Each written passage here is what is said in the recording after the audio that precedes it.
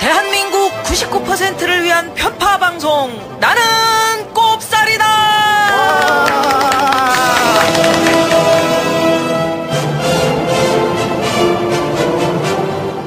내가 이렇게 누나가 소리 지를 때 이 다 큰 남자들이 아 이러면서 막 박수 치는 게 웃기대.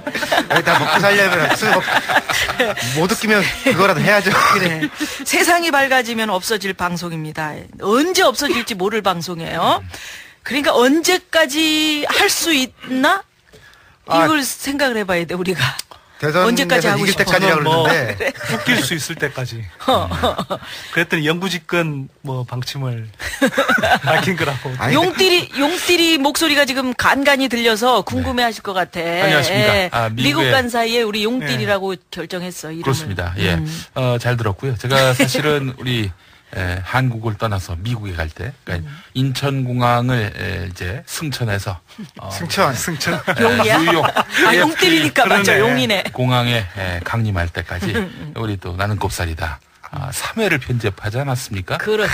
또 샌프란시스코 공항을 승천해서 인천공항에 강림할 때까지는 또 4회 편집을 4회 했는데. 편집. 야, 편집은 역시 비행기 안에서 해야 된다. 왜? 집중도가 높아? 아니요. 일단 요구하는 대로 다 먹을 것 같아요. 먹을 것 없이 제공. 네, 주스 갖다 달라, 라면 갖다 달라, 다 갖다 주잖아요, 공짜로. 근데 미국 가서 공연을 못했다는 얘기가 뭐야? 예. 편하게 지내다 왔네? 아니, 그래도 많이 했던데. 물론 이제 강연은 상적인 많이 스케줄을 일부 좀 우리 이 현지 공간과 또 선관위가 많이 덜어줬어요. 그분들이 저희들의 건강과 또 얼굴 좋아 보이시네 지금. 그렇습니다. 예, 그래서 살은 좀 빠지신 것 같다. 너무 이제 대학마다 전화해가지고 그분들이 대한민국에서 정말 얼마나 귀한 일을 한 줄 아느냐. 우리 각하를 찬양하는데 이렇게 혹사시키느냐. 일을 좀 주셔라. 행사를 좀 축소해라. 이렇게 또 저희를 위해서. 고마운 분들이. 고마운 분들이. 선관위까지 나설 줄은 몰랐어요. 아니, 근데 미국에도 선관위가 있나요? 아니 여기서 한국에서. 조정하는 거지. 지금 무슨 얘기 하는 거야, 옷들이. 아니, 맥락을 모르시는 분들이 있으니까 선관위는 어떤 식으로 개입을 한 건가요? 대학에다가 학생들에게 전화를 해가지고, 웬만하면은 하지 마라.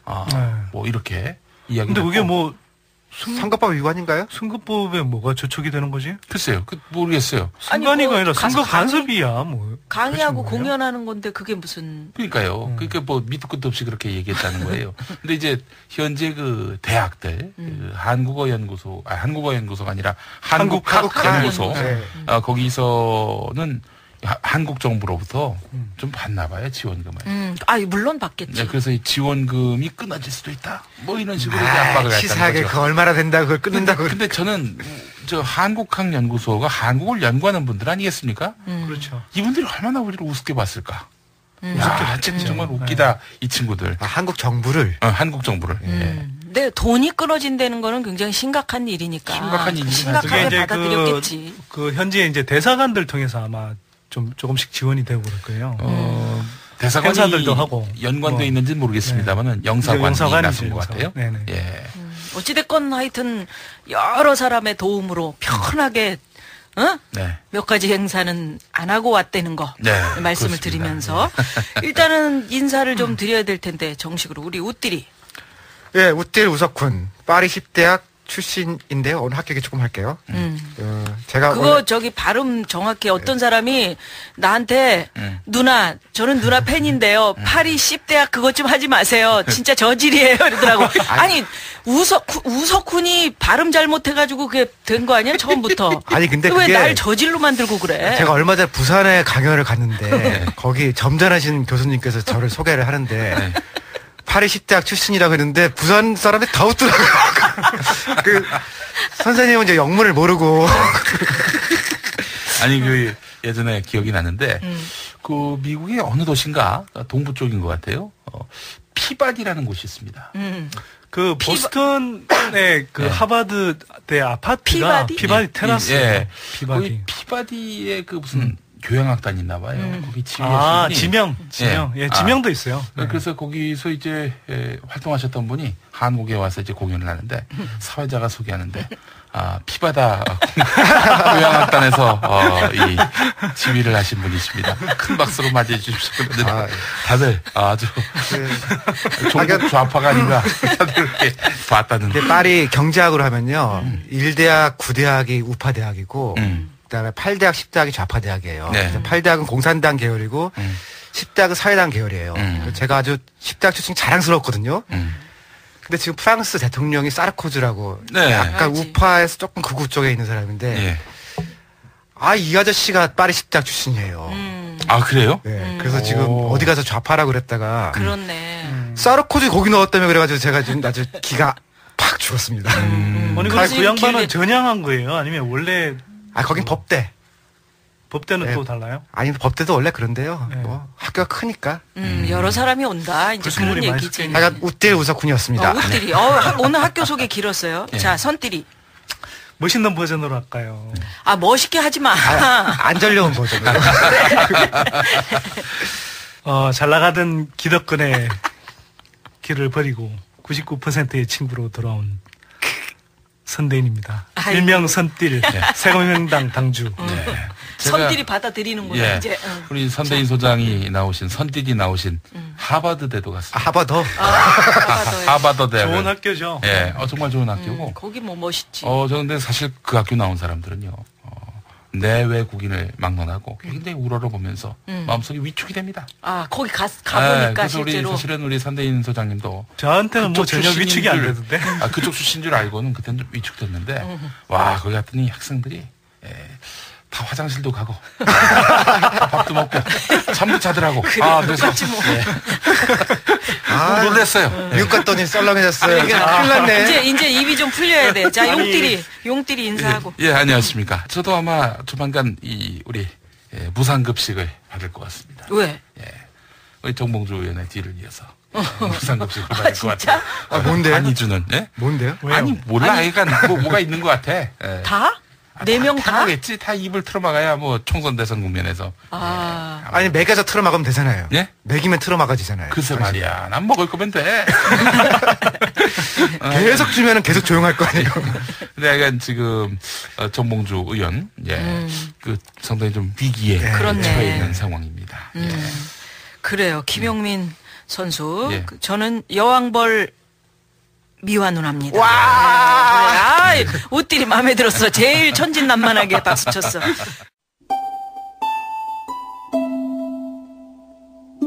(12월 20일) 국회 국방위원회 홍준표 한나라당 의원 그리고 국정원 같은 경우도 마찬가지죠. 지난번에는 동네 정보원이라는 소리 듣다가 이제 가장 중요한 군사정보 그것도 파악하지 못하고 그래 했다면 책임지는 게 맞습니다.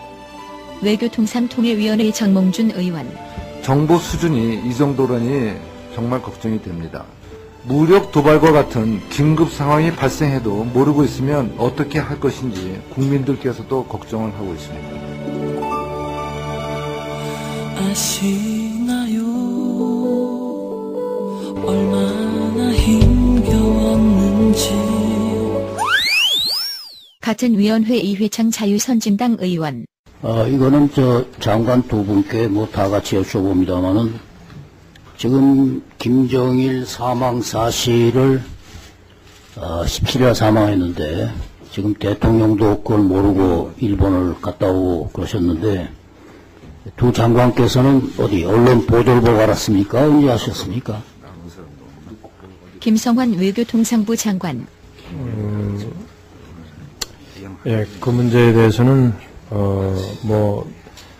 정확한 상황을 조금 보고 드린다고 그럴까요? 그러기가 조금 좀 정보 사안들이 있었기 때문에. 아니, 아침 시기에 말씀하셨잖아요. 언제 아셨습니까? 글쎄요, 말하기가 어려워요? 네, 구체적으로 딱 언제다 이렇게 말씀드려 조금 좀. 통일부 장관께서는 언제 하셨습니까? 류우익 장관 지금 정보사항이라서 말씀드리기가 곤란한 점을 좀 양해해 주시기 바랍니다.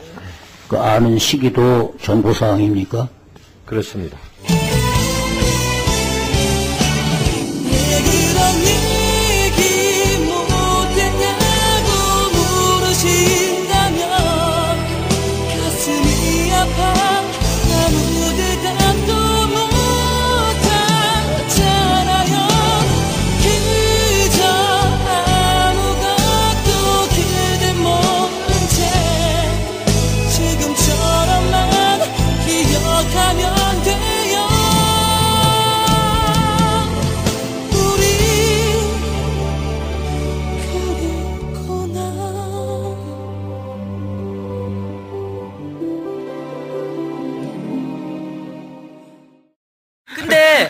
어제 아주 그 큰 상황이 하나 있었는데 김정일 국방위원장이 사망을 했잖아. 예.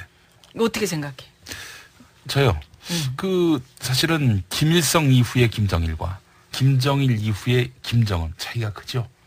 김정일은 십수년 동안에 지난한 아주 뭐랄까요, 굉장히 힘든 권력 투쟁 길을 거쳐서 스스로 그 권좌에 오른 측면이 있거든요. 근데 김정은은 아버지가 지명한 이래 2년도 안 돼서 권좌에 오르게 됐는데 북한 사회가 극심한 혼란에 빠지지 않겠는가. 아무래도 권력을 분점할 수밖에 없는 것이고, 뭐 군부, 어려운 얘기한다 오늘.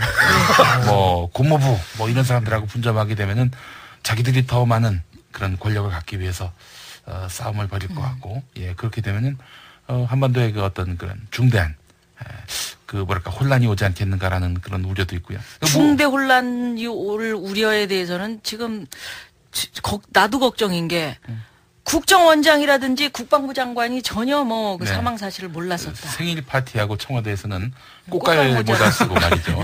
아니 근데 놀란 게 그 탈핵 집단에서는 모임에서는 알았다는 거고 삼성도 알았다는 거예요. 삼성도 미리. 그러니까 그 전날 삼성에서 각 언론사에다가 전화를 했다는 거예요. 간부가. 나 이런 말 들었는데 진짜냐. 하고 기자들한테 확인했다는 거지. 현대는 보니까 그 자동차 등 해서 중국에 공장 있잖아요. 현대는 알았고 삼성은 조금 긴가민가 했다는 거예요. 그럼 우리나라 국정원이랑 정부는 뭐냐 이거죠. 아니 뭐 장사꾼들은 다 알았는데. 그러니까 김정일 국방위원장이 뭐 손을 움직여서 양치질을 했다 뭐 이런 것까지 다 알고 있었던 우리 예전에 국정원이나 우리 정보망은 어떻게 된 거냐 말이지. 간첩 김미화가 필요한 시점인데. 간첩 김미화 얘기해가지고 진짜 지난주에 간첩 김미화 우리 얘기했었잖아. 그때 그 KBS 블랙리스트 시기에 간첩 김미화 내 이름을 붙여가지고 그렇게 발표를 했었다.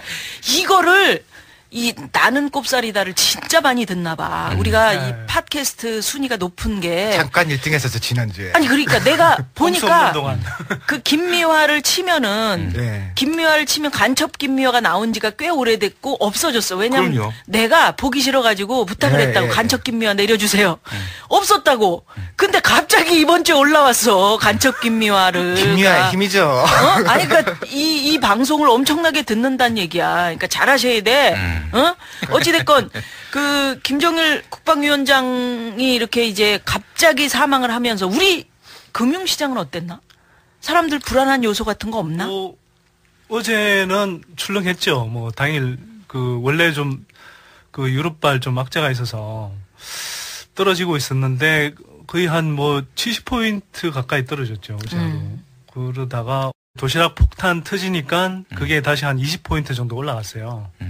아니, 정부에서 돈을 연기금을 집어넣으면서 그때 말씀드렸잖아. 점심 끝나고 나면 장 마감할 때쯤 조금 전에 이제 불안하면은 돈 집어넣어라. 연금이 이제 2시경 주식을 사서 떠받치는 거지. 근데 막 그렇게 쏟아 그 기간 투자라고 하는 거. 아니 그러니까 국민 돈을 그렇게 이게 뭐 국민연금도 어쨌든 이렇게 그 거대한 그 펀드이기 때문에 어찌 보면 운영을 하긴 해야 되거든요. 근데 이걸 이 투자적인 관점에서 하는 게 아니라 그냥 무작정 정권 입맛에 맞춰서 이렇게 주가 떠받쳐주는 식으로 가는 거예요. 올해 4대 연기금이 이래서 전부 마이너스라는 거 수익률이. 그러니까 민간이 하는 건 올해 플러스가 많은데 정부에서 하는 건 다 마이너스래요.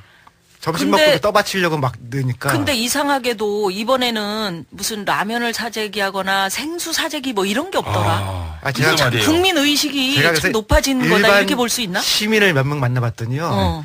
차이가 그 김정일 죽었을 때는 우리나라 그때 김일성 죽었을 때는 경기가 호황기였고 지금은 불황기라서 불안해서 라면 사고 싶어도 돈이 없다는 거예요. 살 돈이 없어서 비싸졌어. 아이고. 맞아. 힘든 거지. 그 각하께서 국가안전보장회의 그런 걸 소집했다고 그러는데 좀 불안하지. 그 국회 군대 안 갔다 온 분들 많아가지고 난 보온 안상수 선생이 자꾸 생각나. 근데 그 사람들 그렇게 청와대에 모여있으면은 오히려 안전할 거예요, 우리가. 한나라당 대변인 보니까 지하 벙커 들어가 있어서 대통령하고 연락이 안 된다. 아니, 국정이 평화로운 하루죠.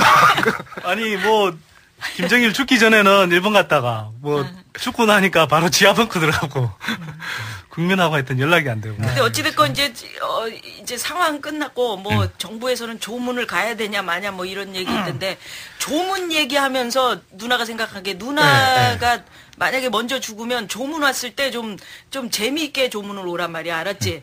우리 저 용띠리는 여장을 하고 와. 여장을 하고. 그 왜 영국에 그 군인 있었잖아. 예. 조문 이렇게 오면서 친구가 먼저 죽어가지고 넌 나 죽었을 때 좀 재미있게 모양을 하고 와라. 그래서 여장하고 와갖고 막 울었던 거. 그거 사진 한 장 진짜 그게 참 눈에 들어오던데. 그리고 둘은 말이지. 그 선띠리는 얼굴이 넓으니까 저 스타킹을 써. 그리고 이렇게 당겨. 그러면 이렇게 모여 얼굴이. 알았지? 은행강도. 우띠리는 슈퍼맨 복장. 몸에 안 좋은. 아니 바지 위에 팬티를 입으란 말이야. 자, 근데 뭐 누님 돌아가셨는데 뭐 그렇게 재밌게 봐야 하나? 재밌게 하라고. 어떻게 해도 찬바람 씩 불 거예요. 조문 와가지고 그거 신는 사람들 있지. 양말 그 만화 그려져 있는 거. 그런 거 신는 사람이 난 제일 싫어. 왜냐하면 우리 아버지 돌아가셨을 때 그때 누가 오리를 신고 왔어. 오리. 주둥이 튀어나오고 꼬리 튀어나온 거. 근데 절할 때마다 옆에 이렇게 서 있잖아. 우리는. 절할 때마다 꼬리가 움직이는 거야. 오리. 엉덩이가 얼마나 웃긴지 그걸 웃을 수도 없고 아버지 돌아가셨는데. 그러니까는 조심해서 양말은 싫어. 어? 옷만 여장을 해. 그렇지. 자, 아니 근데 용띠리 여장을 하면은 이게 암퇴진 거예요, 뭐인 거예요? 아주 그 귀부인처럼 하고 가려고요. 핸드백 들고. 점도 찍고. 예, 그렇죠. 가슴골도 보여주고. 예. 그럼 뭐야? 가슴살 같은 거. 돼지 가슴살 뭐라고 그러죠? 김총수는 B컵이라며요. 아니, 김총수 얘기가 나와서 그런데 김총수 지인이 세상을 떠났어요. 그래서 이제 그 장례식에 갔는데 그 이제 거기에 오신 교회 목사님이 뭐 유족들을 위로할 마음에서 그러셨겠죠. 그 이제 저 슬퍼하지 말라고 천국 간다고. 그런데 왜 우냐고. 근데 계속 유족들이 우는 거예요. 그래서 막 목사님이 또 설교하다가 왜 우냐고. 슬퍼하지 말라고. 기뻐하라고. 천국 갔는데. 그 뒤에서 듣고 있던 김총수가 갑자기 앞으로 가요. 그러더니 그 목사님 귀에다 대놓고 기뻐하라고 이 씨발로. 아유. 진짜 음판에 뭐 할렐루야 할 수 없는 그 뒤로 목사님이 설교를 잘 못했다는.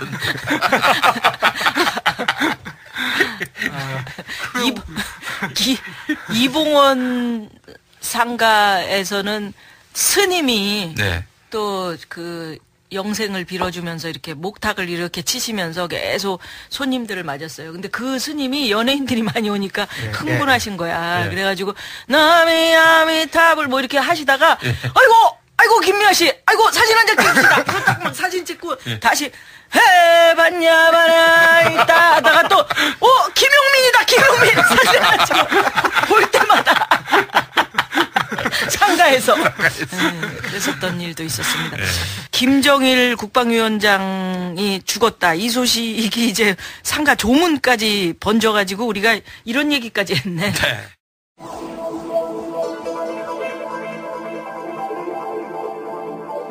건강식으로 즐겨 먹는 미숫가루와 선식, 순대와 고추장을 만드는데도 찐쌀은 빠지지 않습니다.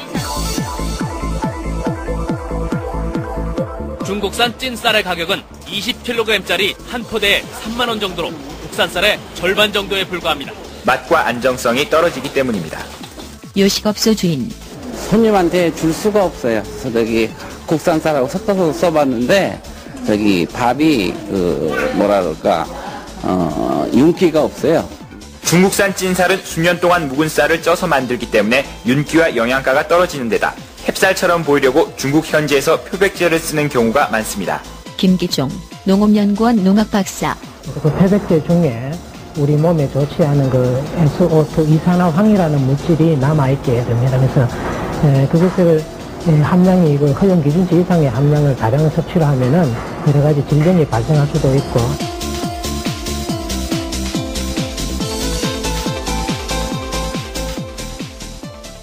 자, 오늘 우리가 준비한 얘기는 쌀 얘기지, 쌀. 이 쌀이 문제가 많다며. 일단 이 질문부터 하죠. 옷들이.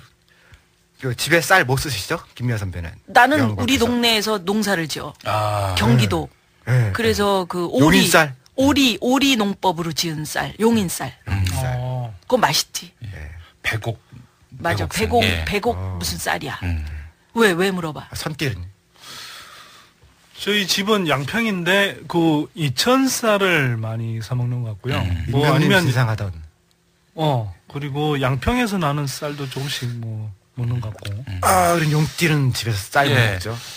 역시 우리 누님과 같이 경기도 용인시 그 이제 지역 기반으로 하고 있는데 최근에 이 당뇨를 발견했습니다. 진짜? 네, 그래서 현미만 먹고 있습니다. 현미만 먹으려면 힘든데. 근데 현미를 좋아해요, 제가. 푹 삶아야 되는데 그거. 어디서 나오는지 모르고 현미가. 어딘지 어떻게 알아요? 그냥 겉 표지만 보고서 우리는 아는 거지. 저는 보통 이제 오븐도미라고 하는 거를 생협에서 사다 먹고요. 생협. 오븐도미가 뭐야? 좀 덜 깎은 거. 네, 덜 깎은 거. 5분도, 7분도 현미 종류인데요. 그거 먹고 지난 가을에는 어떤 농민이 선물해서 햇살 먹었었거든요. 제가 이제 이 얘기 처음 드린 건 뭐냐면은 보통 남자들은 물어보면요. 쌀 어딘지 몰라요. 그렇지. 그리고 집에서도 잘 안 먹잖아. 사실 잘 기억 안 나는데 그 물어보니까 제가 알아오라고 미리 얘기했어요. 그래. 근데 이제 오늘 말씀드릴 거는 쌀을 어디서 먹는지 갖다 먹는지 이게 사실 굉장히 중요한 일이라서 그 얘기를 좀 하려고 그러는 거고요. 최근에 이제 그 미국산 켈로스 쌀이라고 하죠. 그런 쌀하고 중국 쌀이 이제 마트에 막 들어왔어요. 그래서 이거 먹어라 먹지 말라 할 얘기는 아닌데 우리나라에 쌀이 어떻게 들어오는지는 한번 짚고 가는 게 좋을 것 같아가지고서 그 얘기를 좀 하려고. 어떻게 들어와? 일단 그건 무지하게 싸죠. 미국산 쌀은 생각보다 많이 싸지 않고요. 중국산 쌀은 조금 싸요. 싸지. 우리는 얼마인데 그쪽은 얼마예요? 우리가 지금 한 포에 한 5만, 6만 하는데 중국산 쌀이 2만 얼마 하는 것 같던데? 그렇지 않나? 그건 약간 좀 문제가 있는 쌀이고요. 그렇게까지는 안 쌀 거예요. 그럼 어느 정도? 수입가로는 조금 차이가 나는데 중간에 이제 이것저것 붙고 그러다 보면은 미국산 쌀 같은 경우 그렇게 차이 많이 안 납니다. 한 포에 한 2만 4천 원 정도 하는 걸로 난 알고 있는데. 톤은 모르고 제가 가진 거는요. 톤으로 돼 있는데. 톤으로. 네, 뭐 그렇게까지 차이는 안 나고요. 그 MMA라는 이제 얘기를 해야 되는데. 그 뭐야? 미치겠네. 제가 갖고 있는 이게요. 정부 공식 자료인데 정부에서도 MMA라고 쓰거든요. MMA가 뭐야? 무슨 뭐 격투기 종류라고 그러더라고요. 근데 영어로는 미니멈 마켓 억세스 그렇게 해서 시장에서 팔 수 있는 최소 양이거든요. 그러니까 뭐 쿼터라고 하면 그것도 쉽지 않죠. 의무 수입 꼭 우리가 사기로 했던 거라고 보시면 되고요. 그러니까 이제 쌀 시장을 모두 개방하면은 우리 농민이 다치니까 좋다. 개방하지 않되 우리가 니들 나라의 쌀을 일정 분량 사줄게 의무적으로. 이렇게 해서 이제 수입하는 쌀이 MMA라는 거죠. 그러니까 예전에 UR 협상할 때 쌀을 관세로 하는 대신에 우리가 일정 분량 아예 사줄게라고 얘기를 한 거예요. 그래 그랬어. 그 의무적으로 이제 사는 거죠. 이게 처음 2004년에 한번 연장이 돼가지고서 지금은 우리 총 사용량의 한 10% 정도를 의무적으로 사는 겁니다. 그러니까 우리가 사와야 되는 거예요, 사실은 쌀을. 10%는 먹으나 안 먹으나 하여튼 사줘야 되는 거. 사야 되는 건데 2014년 이후에 이거를 재협상하게 돼 있어요. 그러니까 그거를 의무 수입량을 없애고 관세로 바꾸는 게 한 방법이 있거든요. 그런데 관세로 하면은 풀리게 되는 거죠, 이제. 그러면 이제 쌀이 엄청나게 들어오는 거고 지금 상태로 하면 30%만 지금 사오는 거고 상황은 그런 상태에서 계속해서 이제 쌀은 쟁점화되어 있는 거고요. 근데 왜 쌀이 들어오는 게 뭐가 문제라는 거야? 30%를 갖고 오면 70%는 국내 농민들이 어떻게나 이제 하게 되잖아요. 근데 이게 관세가 돼서 풀리게 되면은 쌀 자체가 무너지게 되는 거죠, 우리나라에서. 풀리게 시장도 개방되는 거죠, 사실상. 근데 우리 FTA 할 때는 쌀 시장 개방 안 한 거지. 그거는 이제 그 꼼수인데요. 쌀은 FTA하고 상관이 없어요. 그래? 상관이 없이 그러니까 우루과이 라운드 내에서 이 2014년까지는 지금 그 연기돼 있고 재협상하게 돼 있거든요. 그러니까 쌀 협상은 별도로 열리게 돼 있으니까 FTA 쌀을 뺐다 안 뺐다 하는 얘기는 의미 없는 거지. 무의미한 얘기죠. 그러니까 기본적으로는 다른 데서 하게 돼 있으니까 쌀은 뺐다라고 하는 게 뭐 말 안 되는 얘기죠. 눈속임.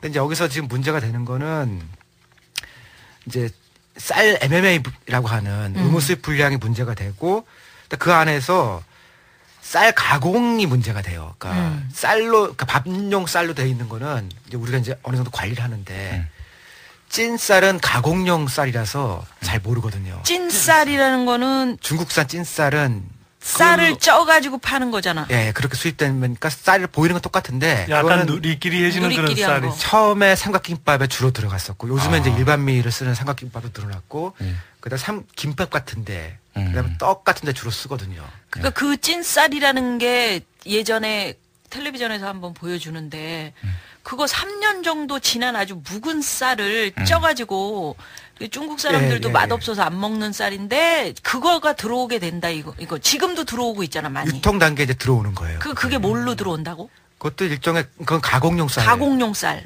그럼 그거는 어디다 쓰는 거야? 보통 가공용 쌀이면. 이게 워낙 싸니까 그러니까 아니 식당 싼 데 가면 주죠 밥으로. 공깃밥으로 드나. 그건 들여올 때 무슨 뭐 이렇게 뭐 조사 같은 거 뭐 검사 같은 게 잘 안 되는 것 같아 그게. 가공용 쌀이. 예. 그러니까 최근에 보니까 줄었다고 하는데 지난달 통계를 보니까 그 가공 찐쌀도 수입은 줄지는 않았거든요. 그러니까 우리가 먹고 있다는 거잖아 지금. 누군가는 먹겠죠. 누군가 먹는 게 아니라 지금 뭐 다 팔리고 있는 거지. 2007년 6월에 나온 그 기사를 보니까 중국산 찐쌀 공장을 가보니까 나방과 파리가 날아다니고 쥐덫이 설치돼 있고 세균이 10만 마리가 나왔다는 네, 거예요. 이 변기의 그 더러움보다 더한 것이 바로 중국산 찐쌀이다. 아니 그게 중국에서 아니면 한국에서? 중국에서. 그러니까 중국 쌀이 들어오는데 우리가 조사를 해보니까 그렇더라 하는 거지. 그러니까 중국 현지에 가서 중국 공장을 직접 방문해서 취재를 했더니 거기는 안 먹는다는 거야.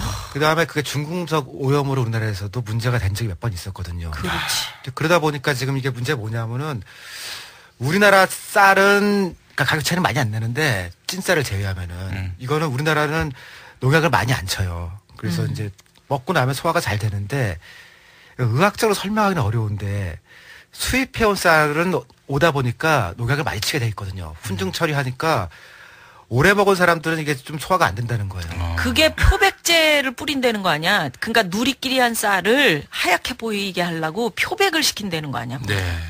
그러니까 그게 이제 섞어서 파는 거지. 그 이산화황이죠. 그래서 지금 이대로 가면은 부자들은 이제 아까 뭐 현미도 뭐 드시고 뭐 이것저것 이렇게 먹는데 가난한 20대들은 지금 중국산 찐쌀로 먹게 돼 있는 거예요. 그러니까 고시원에 있는 20대 같으면은 일반 쌀을 지금 먹어보기 어려운 거거든요.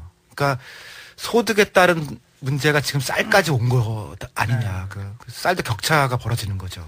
그러니까 일단 지금 시중에 식당이나 아니면 그 우리 아이들이 먹고 있는 음식 김밥 예를 들면 김밥 같은 거는 사실 1,000원에 그 많은 속재료 들어가고 밥을 그렇게 많이 싸주기 어려운 거거든. 그러니까 다 우리가 먹는 거란 말이야. 그리고 뭐 삼계탕 같은 거. 특별히 혁신을 뭐 이렇게 한 게 아니면은 그러니까 최근에 삼각김밥도 보니까 워낙 장사가 잘 되니까 여기는 이제 우리나라 쌀도 쓰기 시작하더라고요. 섞어서 쓰는 거지. 쓰면. 정부에서는 아니라고 그러는데 아무도 모르는 일이고 그러니까 관리가 잘 안 돼 있으니까 결국은 이제 이 쌀을 어떻게 잘 지키면서 소위 식량 자급 같은 걸 하면서 부자나 가난한 사람들이 우리나라 쌀을 잘 먹을 수 있을까? 그게 되게 중요한 문제라는 생각이 들었어요. 그러니까 우리가 다 먹고 살자고 하는 건데 나 같은 경우도 방송하면서 말이지 시간에 쫓겨가지고 주로 김밥이나 라면을 먹어요. 우리 용띠리는 뭐 좀 많이 먹잖아. 저도 김밥하고 라면을 많이 먹죠.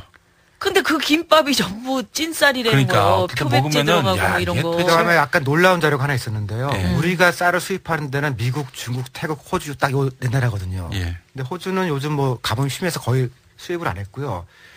미국산, 중국산, 태국산이 이제 주종인데요. 2008년에서 2009년 이게 가장 최근 통계거든요. 2배로 늘었어요 수입용 쌀이. 근데 이게 막걸리 이렇게 막 하고 라면에서 그러니까 이를테면 가공용 쌀을 많이 하라고 그랬잖아요. 우리가 쌀 대책으로. 근데 그게 우리나라 쌀 소비로 느는 게 아니고 수입으로 늘었구나. 수입만 늘었다니까요. 야, 그러니까 쌀이 안 들어가는 게 없는 건데 아까 누나가 김밥 얘기했지만 누나가 원래 어릴 때부터 얼굴이 예뻤어요. 근데 지금도 예뻐요. 2008년 9년 사이에 내 김밥 많이 먹어서 지금 얼굴이 이 지경으로 바뀐 거라고. 어? 그러니 지금도 예쁜데 옛날에 얼마나 예뻤겠어. 무슨 이게 문제야 문제. 우리 쌀 막걸리 막 그런 거 있잖아요. 그거는 실제 우리 쌀을 쓰니까 썼을 텐데 막걸리 열풍 막 그런 사실 따져보면은 이런 거 막 들어가고 있을 거거든요. 소주는 안 그래? 쌀로 내리는 소주도 있어.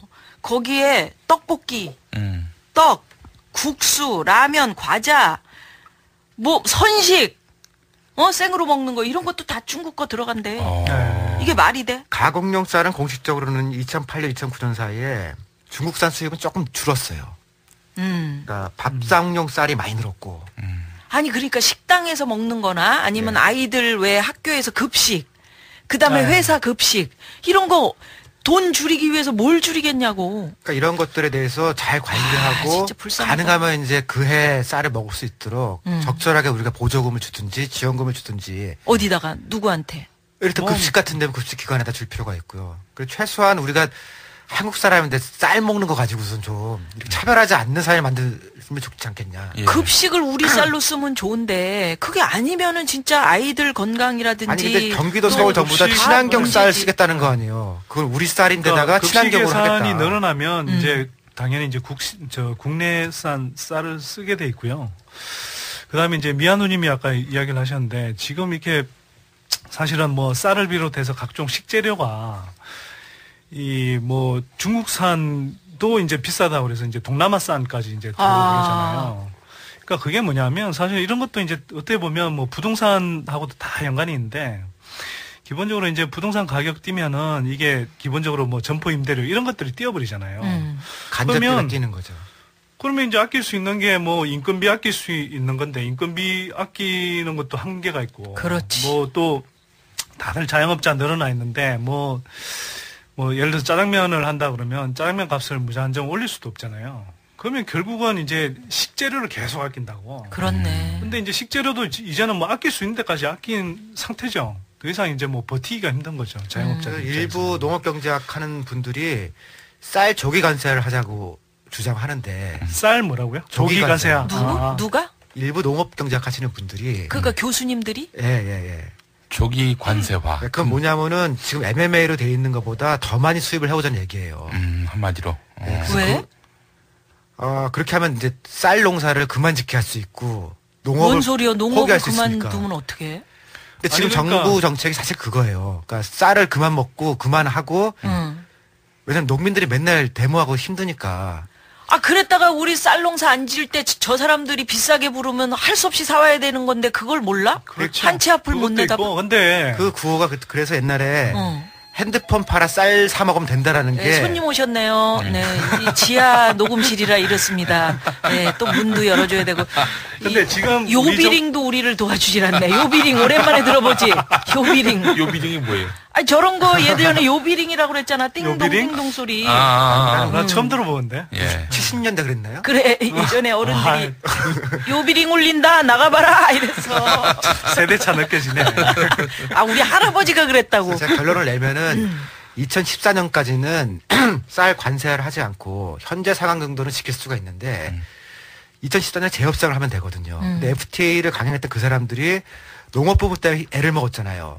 그래서 계속 농업을 없애려고 하는 거예요. 쌀도 수입해서 먹자 그런 쪽으로 지금 정책이 가니까 그건 아니다라는 말을 이연사 강력히 외치고 싶어서 그러니까 쌀 얘기를 한 겁니다. 농민들이 뭐라고 그러니까 대화 상대가 있어야 대화를 하지. 농민들이 표현할 수 있는 방법이 도대체 몇 가지나 있겠냐고. 농사만 지으시던 분들이 또 그렇죠. 어른들이.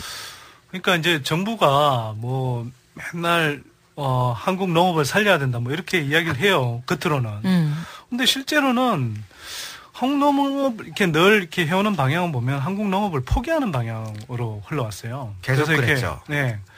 그래서 늘 하는 건 이렇게 뭐 농업 뭐 예를 들어서 유통 개선 한다고 그랬지만 전혀 개선 안 되거든요. 제가 사실 뭐 저는 이제 시골에서 포도 가수원 하는 집 아들인데. 과수원집 아들. 과수원집 아들이면은 우리 신분이 달랐네요. 그렇네. 10여 년 이상 제가 뭐 고등학교 때부터 뭐 유통구조 개선 그랬는데 개선이 안 돼요. 늘 개선 안 되고 그 다음에 뭐 예를 들어서 이렇게 뭐 네덜란드라든지 아니면 이렇게 농업 강국들이 있잖아요. 그런 강국들도 실제로는 뭐 토지가 적고 하더라도 얼마든지 고품질 농업을 할 수도 있고 또 한편으로는 캐나다나 뭐 이렇게 미국이나 유럽 쪽 여행 가보시면 알잖아요. 이 와인 산업이라는 게 단순히 포도 산업이기도, 그러니까 포도 과수원을 하는 거이기도 하지만 한편으로는 거기서 이제 와이너리 만들어서 포도주 이제 제조업도 하는 거고 또 거기에서 연결해서 이제 포도주를 이렇게 중심으로 한 식당도 내놓잖아요. 레스토랑 같은 거. 그러니까 1, 2, 3차 산업이 다 같이 있는 거라고. 그런 식으로 이렇게 그 다음에 이제 이 와이너리 투어라고 그래서 이제 이 와이너리 그러니까 와인 제조하는 또 와인 이제 가꾸는 그러니까 포도를 가꾸는 그런 이제 밭들 연결해서 이렇게 되게 아름답게 이제 투어 코스로 만들잖아요. 네.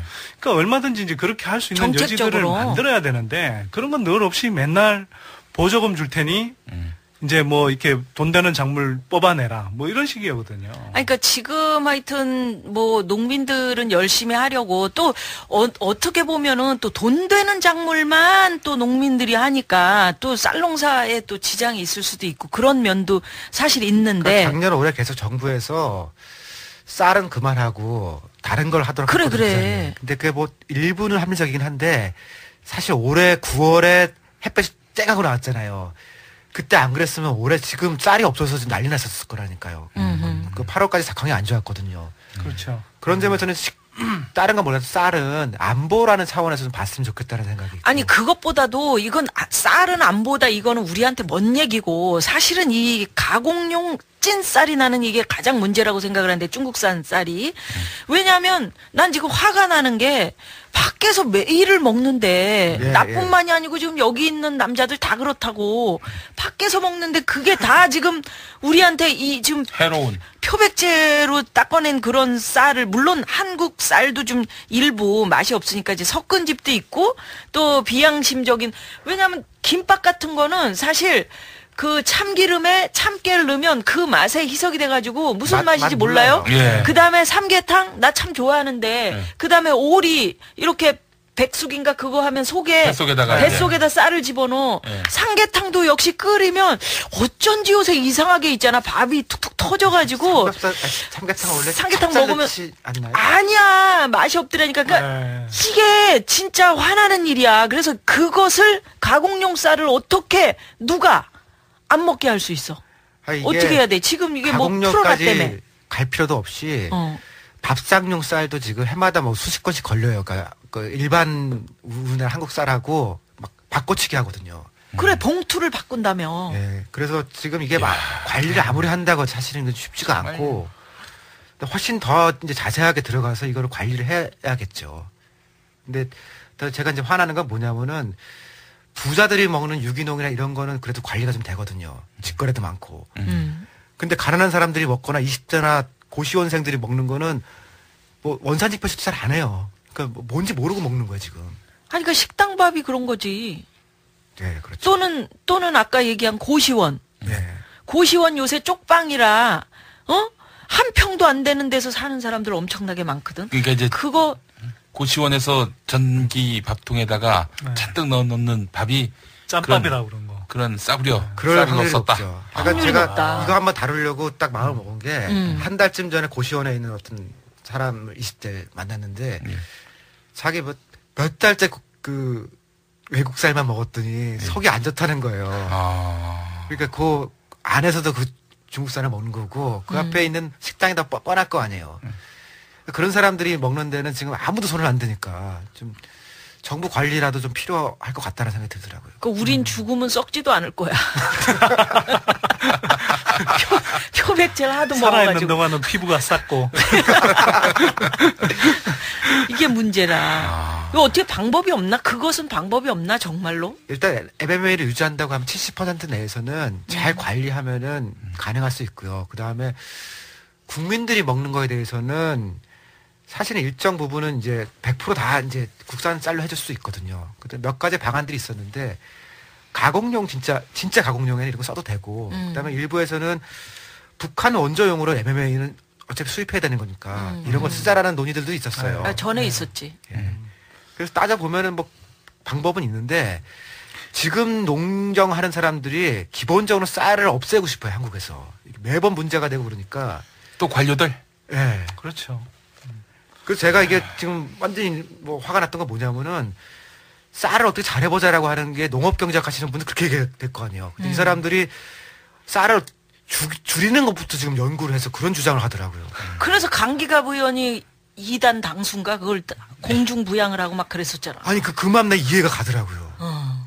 그 문제는 문제예요 지금 이게. 그러니까 지금은 우리는 쌀을 먹는데 어쩌면은 지금처럼 한 10년만 있으면은 우리나라에서 한국 쌀 구하기가 아주 귀할 거예요. 지금처럼 막 물어서 내려가면은. 그러니까 우리만 해도 그래도 우리 쌀을 먹을 수 있었던 세대라고 치면 지금 아이들이나 20대 청년들 지금 한창 진짜 영양 있는 정말 기름기 좔좔 흐르는 따끈따끈한 진짜 김치 한 쪽만 쫙 놔도 그래도 그냥 윤이 잘잘 흐르는 그런 밥 이런 걸 먹여서 키워야 되는데 지금 그게 안 된다 이거야. 그게 이제 길게 보면 학교 급식 논쟁부터 다 들어가 있는 거죠. 급식에 충분한 돈이 들어가야 국내산 조금 더 나아가면 친환경 쌀 그런 얘기들이 이제 어떻게 보면 그럼 급식이라는 게 일이었죠. 지금 무상급식을 하는데 그런 충분한 돈이 있는 건가?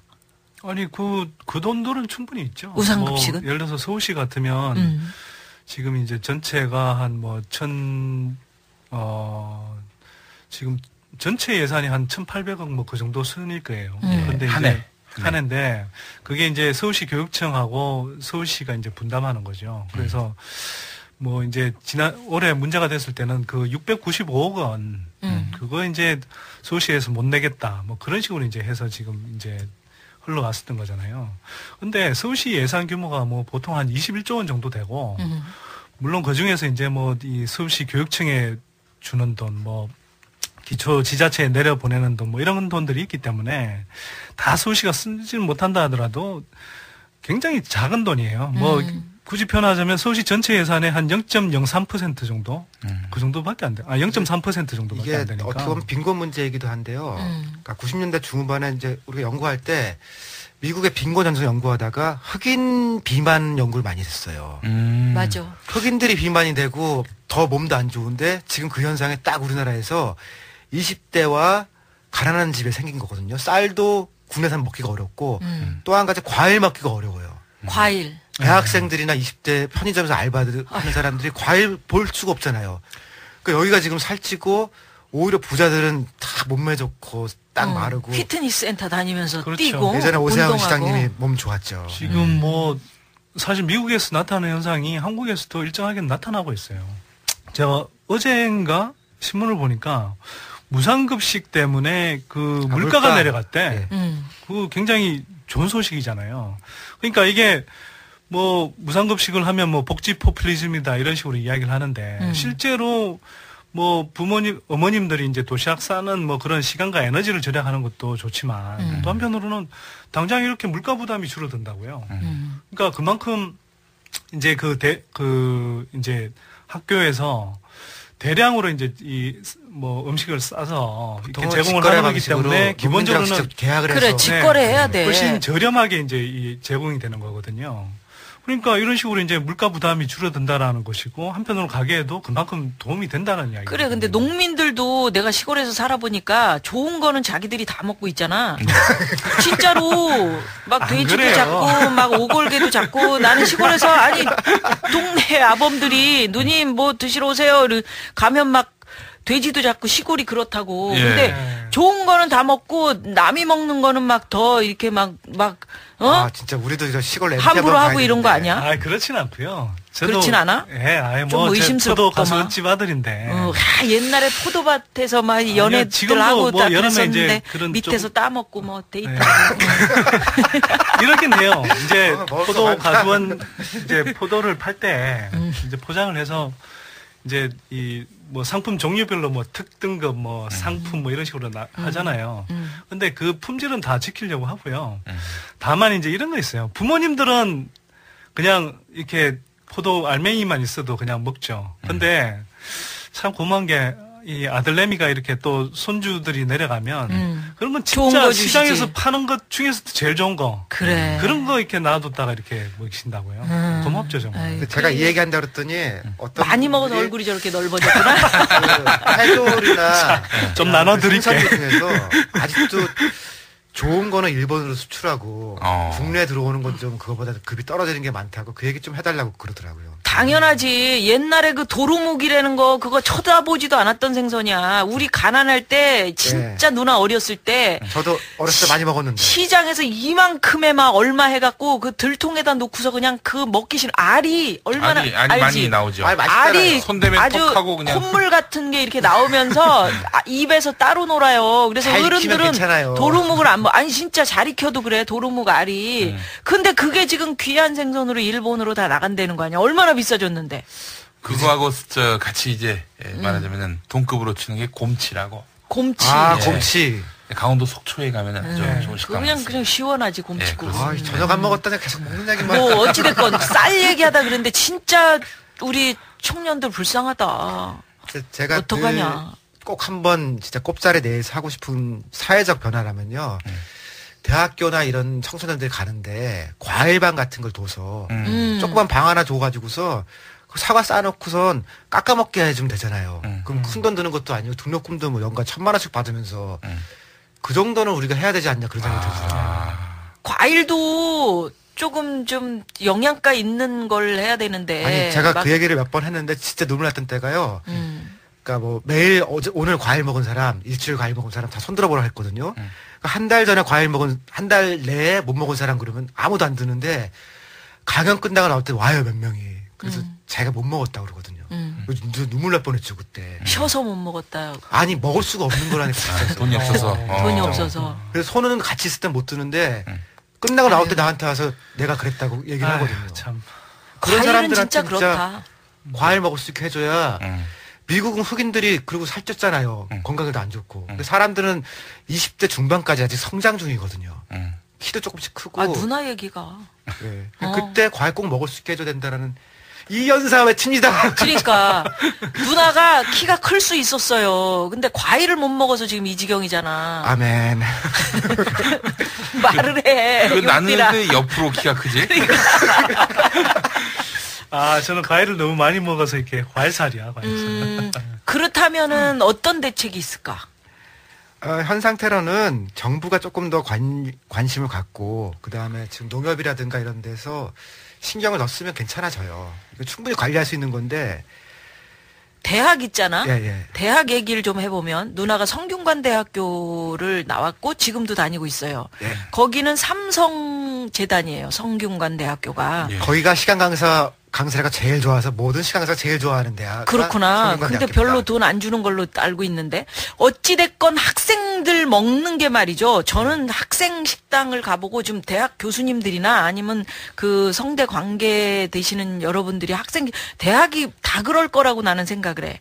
학생 식당을 가보면 음식이 아니야. 돈은 돈대로. 왜냐면 거기는 삼성 에버랜드가 있어가지고 거기서 들어와가지고 다 식당을 운영한단 말이야. 케이터링 업체. 딴 사람들이 못 들어오는 것 같아. 뭐 운영 방법에 대해서는 내가 정확하게는 모르겠지만, 근데 거의 다 그렇게 삼성 에버랜드가 들어와서 하는데 아이들 먹는 게 형편없어. 지금 조금 낮았어. 좀 비싸지면서. 근데 3,000원인가 그래요. 한 끼에.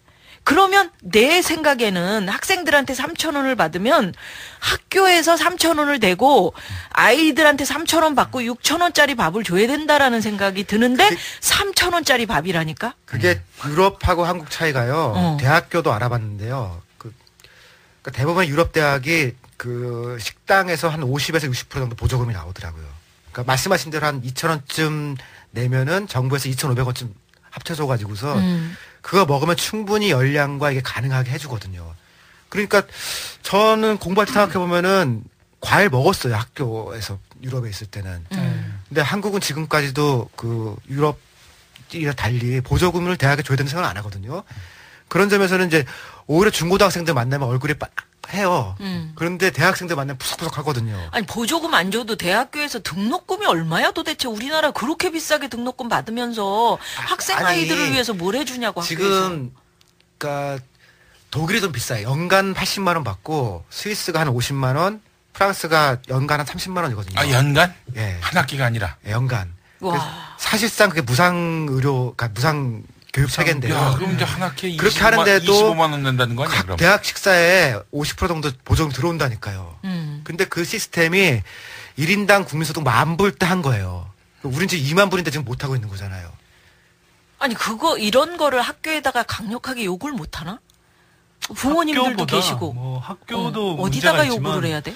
정부가 교육에 돈을 써야죠. 우리 이제 사실 고등교육에 이렇게 돈 쓰는 거 보면 우리가 뭐 몇십 년 동안 이렇게 뭐 교육 입국이니 뭐 인재가 자원인 나라니 뭐 이런 식으로 이야기를 해왔잖아요. 근데 실제로 그 대한민국 정부가 이렇게 돈 쓰는 걸 보면 OECD 국가들 가운데 고등교육 재정 쓰는 거는 뒤에서 한 3번째, 4번째 이렇게 돼요. 그러니까 30몇 개국 중에. 그러니까 굉장히 적게 쓰고 있는 거죠. 그 다음에 국공립대 비율 자체가 OECD 국가들 가운데 가장 낮아요. 그러니까 한 20%도 채 안 되거든요. 뭐 예를 들어서 미국이 뭐 이 사립대 중심의 학교로 알고 있지만 실제로는 국공립대가 3분의 2예요. 미국 주립대학 뭐 그런. 그리고 뭐 유럽 쪽 가면은 거의 뭐 90%, 100% 다 국공립대거든요. 그러니까 우리는 다 사립학교한테 맡겨놨다고. 그리고 사립학교들이 이제 뭐 이른바 몇몇 이제 명문대 중심으로 뭐 학벌 서열 구조에 이제 안주를 하는 거죠.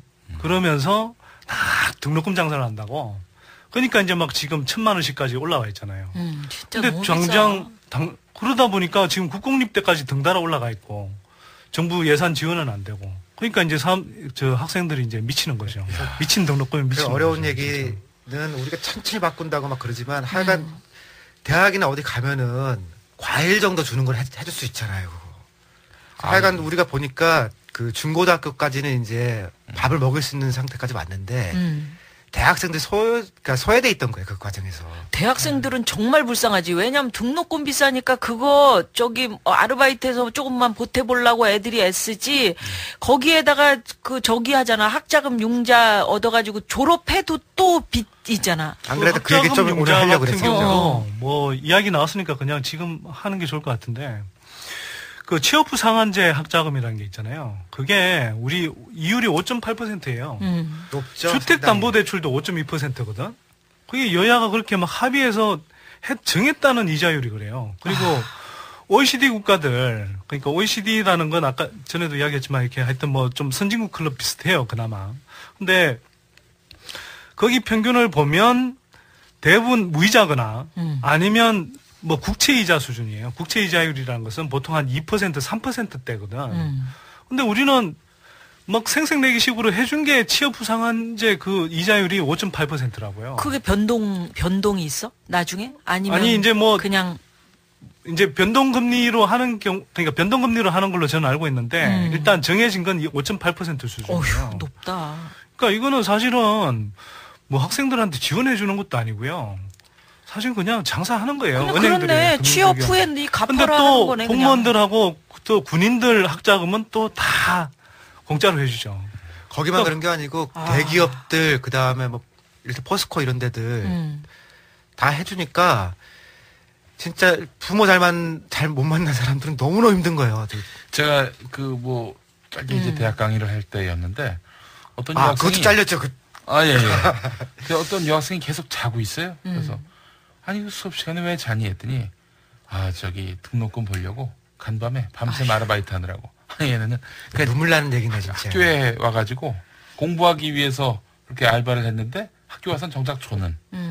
공부를 할 수가 없는 상황인 거지. 그렇죠. 예. 그러니까 뭐 졸업하는 단계에서부터 벌써 신용 불량자 돼서 이렇게 또 대부업체에서 이렇게 뭐 고리사채 이렇게 쓰는 그런 학생들도 굉장히 많다. 그러니까 어떤 사람은 그렇게 대학 등록금 비싼데 뭐 다 대학 가려고 그러냐. 대학 안 가도 되지. 이렇게 얘기하는 사람도 있잖아. 근데 문제는 대한민국에서는 대학 안 가면 사람 취급을 못 받잖아요. 그러니까 안 가도 괜찮은 사회를 만드는 게 맞긴 맞는데 이 그지 같은 세상이 그럴 수가 없잖아요. 이렇게 새끼들이 다 대학 나왔다 잘난 척하고 있으니까. 아니 뭐 예를 들어서 스위스나 뭐 핀란드나 뭐 이런 너들부터 나라들처럼 잘난 척 좀 하지 마. 갑자기 또 왜 하사를?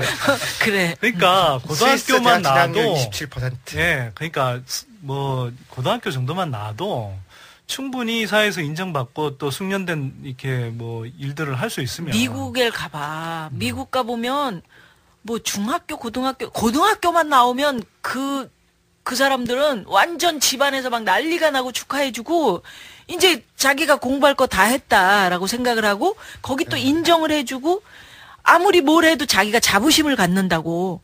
그러니까 자동차를 고치는 일을 가지고 있어도 자부심을 학교 교사도 갖는다니까? 돼요. 그래서 그러니까. 아니, 대학 안 가고 고등학교만 나와도. 예. 그러니까 숙련 공이니까. 그러니까 우리나라 교사들 이 학벌이나 이 자질이 전 세계적으로 거의 제일 높은 수준이거든요. 그런데 문제는 뭐냐면요. 선진국일수록 사실은 인건비가 높아요. 그러니까 이제 예를 들어서 미국 같은 데 가면 공산품은 되게 싼데 예를 들어 이발한다고 그러면은 이발비는 되게 비싸거든요. 또 뭐 레스토랑에 서빙하면은 팁도 줘야 되잖아요. 그렇지. 그러니까 그런 서비스 사람의 손길이 들어간 건 굉장히 비싸다고요. 그러니까 값이 비싸다고 뭐 미국뿐만 아니라 일본, 유럽 웬만한 선진국들은 그래요. 그건 뭐냐면 쉽게 말해서 경제에서 사람값이 높은 거지. 근데 한국 같은 경우는 가뜩이나 사람값이 별로 높지도 않은데 지난 10년 동안 땅값을 막 천정부지로 뛰게 만들어버리고 사람값은 오히려 더 떨어지고 똥값으로 만들어버렸다고. 그러니까 지금 뭡니까 노동력의 한 절반 정도를 비정규직이라는 이름으로 내부 식민지로 만들어갖고 완전 착취하고 있잖아. 이게 진짜 88만 원 썼을 때 그 맨 앞에 진짜 슬펐던 얘기가 뭐냐면요. 이게 슬픈 얘기. 웃디리 울지 말고 얘기해. 전 세계 어디도 일본하고 한국 빼면요. 백화점이나 슈퍼 앞에서 제일 이쁜 20대 여성들이 거기서 인사하잖아요. 훨씬 똑똑하고 그러니까 더 생산적인 일을 해야지 마트 앞에서 인사하고 그런 사람들 없거든요. 엘리베이터 거리라는 게 일본에서 만든 거잖아요. 엘리베이터 타고 누르면 되는데 그것도 대신 눌러주게 만들었잖아요. 한국도 엘리베이터 거리 있었거든요. 그런 것처럼 무슨 마트 앞에서 인사시키고 백화점에서 인사시키고. 그래 지금도 그렇잖아. 자기네 20대를 그렇게 시키는 나라는 일본, 한국 그런 두 나라밖에 없다니까요. 그러니 이게 2만 불 이상 갈 수가 없는 거죠. 인사하는 사람한테 돈 많이 안 줄 거 아니에요. 그래도 일본은 우리보다 훨씬 낫죠. 지금도 뭐 최저임금은 뭐 경제력 대비하면 우리보다 거의 뭐 한 2배 가까이 높고. 일본에서는 그리고 대학 나오면요. 지금도 아직 물론 이제 대학 진학률이 우리보다 이제 낮긴 하지만 그럼에도 불구하고 대학 나오면은 그렇게 뭐 장기 침체를 겪었다고 그러는데 대학생들한테 기본적으로 하나 정도의 그런 이렇게 이 직장을 가질 수 있는 그런 정도가 된다고요. 한국은 무슨 뭐 부동산 거품이 꺼지지도 않았고 뭐 장기 저성장 체제에 들어간 것도 아니고 지난해 같은 경우는 6.2%까지 성장했다고 그러는데 지금 대학 졸업하는 친구들 중에 10명 중에 3명 정도, 4명 정도밖에 직업을 못 잡는다는 거 아니에요. 그렇지.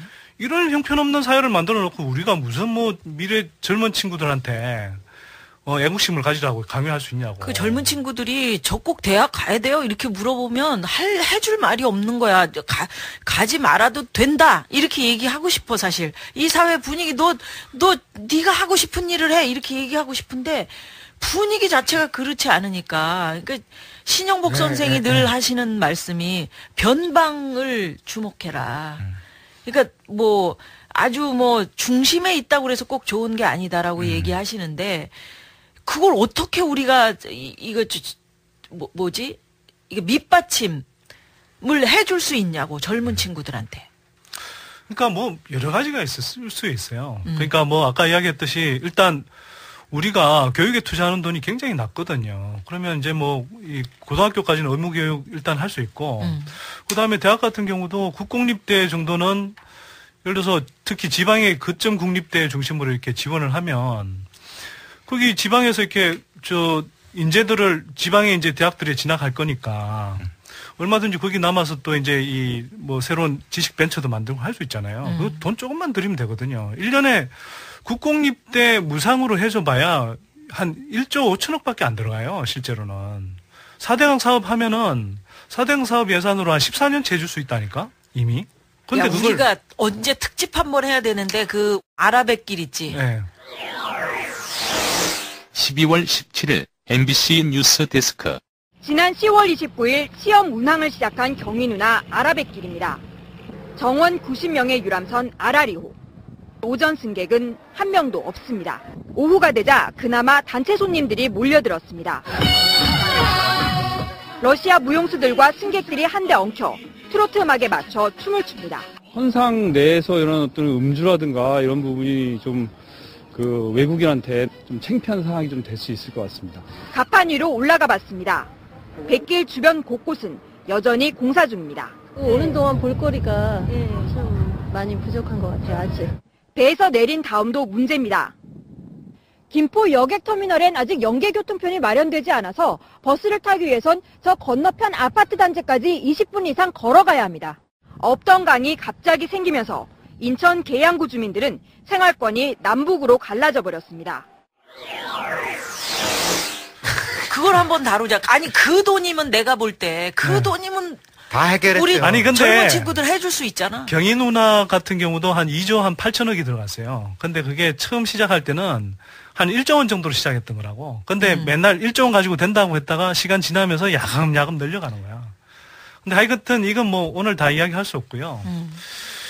그 토건 사업 우리가 지금 개발연대 때 뭐냐 아직도 이제 막 개발연대 어려운 그러니까 뭐냐 하면 70년대 80년대처럼 이렇게 막 맨날 땅 파고 무슨 도로 놓고 그때는 물론 이제 그런 게 필요했죠. 지방 토어를 비롯해서 부동산 업자 그다음에 그러니까 기초단체 무슨 뭐 기초 의회들 뭐 의원들 이런 사람들 있잖아요. 그 땅값으로 뭉쳐서 똘똘 뭉친 사람들을 개발연대 그렇게 부르죠. 네, 아니 제가 이제 막 개발 그런 이제 연합 그런 세력이 있고 제가 말씀드린 그 이제 그 70, 80년대 그런 방식으로 이제 성장했던 시대를 이야기하는 시대. 건데 박정희식 아직도 이제 그런 식으로 이제 막 지금 토건 예산이 너무 많죠. 그러니까 한국 보면 OECD 국가들 가운데 모든 지표들이 다 안 좋아요. 뭐 자살률 1위, 무슨 뭐 산업재해 1위, 행복하지 못한 순위 네, 뭐 이런 거. 뭐 행복도 제일 낮은 수준이고 그다음에 이제 최장 근로시간 뭐 출산율 제일 낮고 뭐 고령화 속도 제일 빠지고 뭐 그다음에 뭐 남녀 임금 격차 제일 높고 막 이런 식이란 말이에요. 거기다 찐쌀까지. 근데 1등 하는 게 뭐냐면 1등 하는 게 토건율 세계 1위. 예, 건설산업 비중 세계 1위. 아. 이건 거꾸로 이야기하면 뭐냐면 우리가 그렇게 맨날 부동산 거품 일으키고 또 저 정부에서는 막 4대강 사업 같은 거 경인운하 뭐 새만금 사업 그런 돈들이 정말 엄청난 거거든. 그 돈들 제대로 쓰면요. 그렇지. 우리 젊은 친구들 미래 얼마든지 바꿀 수 있어요. 젊은 친구들 미래도 그렇고 우리 진짜 퇴직이 말이야. 너무 뭐 비정규직에다 퇴직도 빨라가지고 50대면 이미 뭐 회사를 그만두고 막 나와서 할 일도 없어. 또 제가 남자들이. 5년 전에 주유소 일자리 현황을 볼 때는 10대들이었어요. 그래서 제가 이제 그때는 10대들은 그 주유소가요. 거기 발암물질이 많은 거거든요. 그러니까 다 발암물질 천지예요. 진짜. 그래서 10대를 일하면 안 된다라고 해서 인권으로 접근해야 된다고 막 그랬거든요. 그랬더니 몇 년 사이 지내서 할아버지로 다 바뀌었어요. 근데 그 10대들은 그나마의 일자리 사실은 없어진 거거든요. 그러니까 10대들은 더 어려워졌겠죠. 제가 지난 정권 마지막에 뭐라고 얘기를 했냐면은 20대를 위해서 우리가 있는 돈을 다 몰아서 쟤네들한테 주자. 그 돈을 다 모아서 땅 팠어요, 지금 5년 동안. 4대강 했더라고요. 지금 망한 거죠. 그러니까 어떻게 보면 그 4대강에다 우리는 대한민국 20대의 청춘들의 미래를 묻어버린 거라니까요.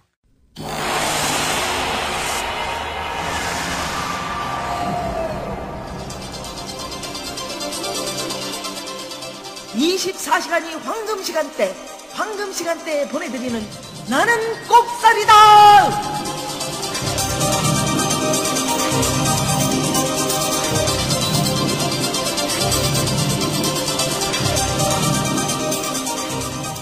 사회의 불을 독점하는 99%의 사람들을 지배하고 99%의 삶을 점령하려 하는 신자유주의에 맞서기 위해 전 세계 사람들과 함께 연대하고 투쟁하겠습니다.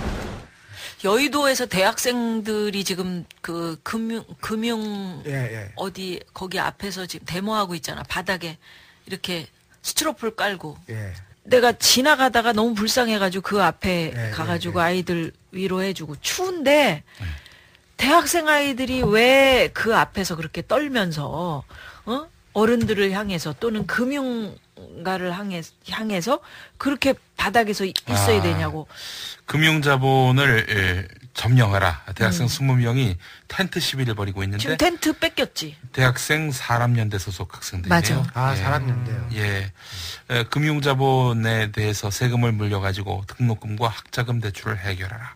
20대 고용률은 58%, 일자리 내놔라. 당연한 요구네요. 당연한 요구를 하고 있는데 그마저도 지금 뭐 경찰들한테 텐트 뺏기고 그 아주 휘발유 냄새 퍽퍽 나는 가스 뭐지 그 저기 골로 같은 거 그런 거 한 대 그거 한 대 놔두고 추위에 발발 떨면서 앉아 있더라고. 여학생 한 명 이런 불쌍했어. 얘기를 했습니다. 예. 여학생 한 명 21살인데 수능 끝나고 강남 호텔에서 예식장 아르바이트 할 때 당시 최저임금이던 3,600원을 받고 일했다.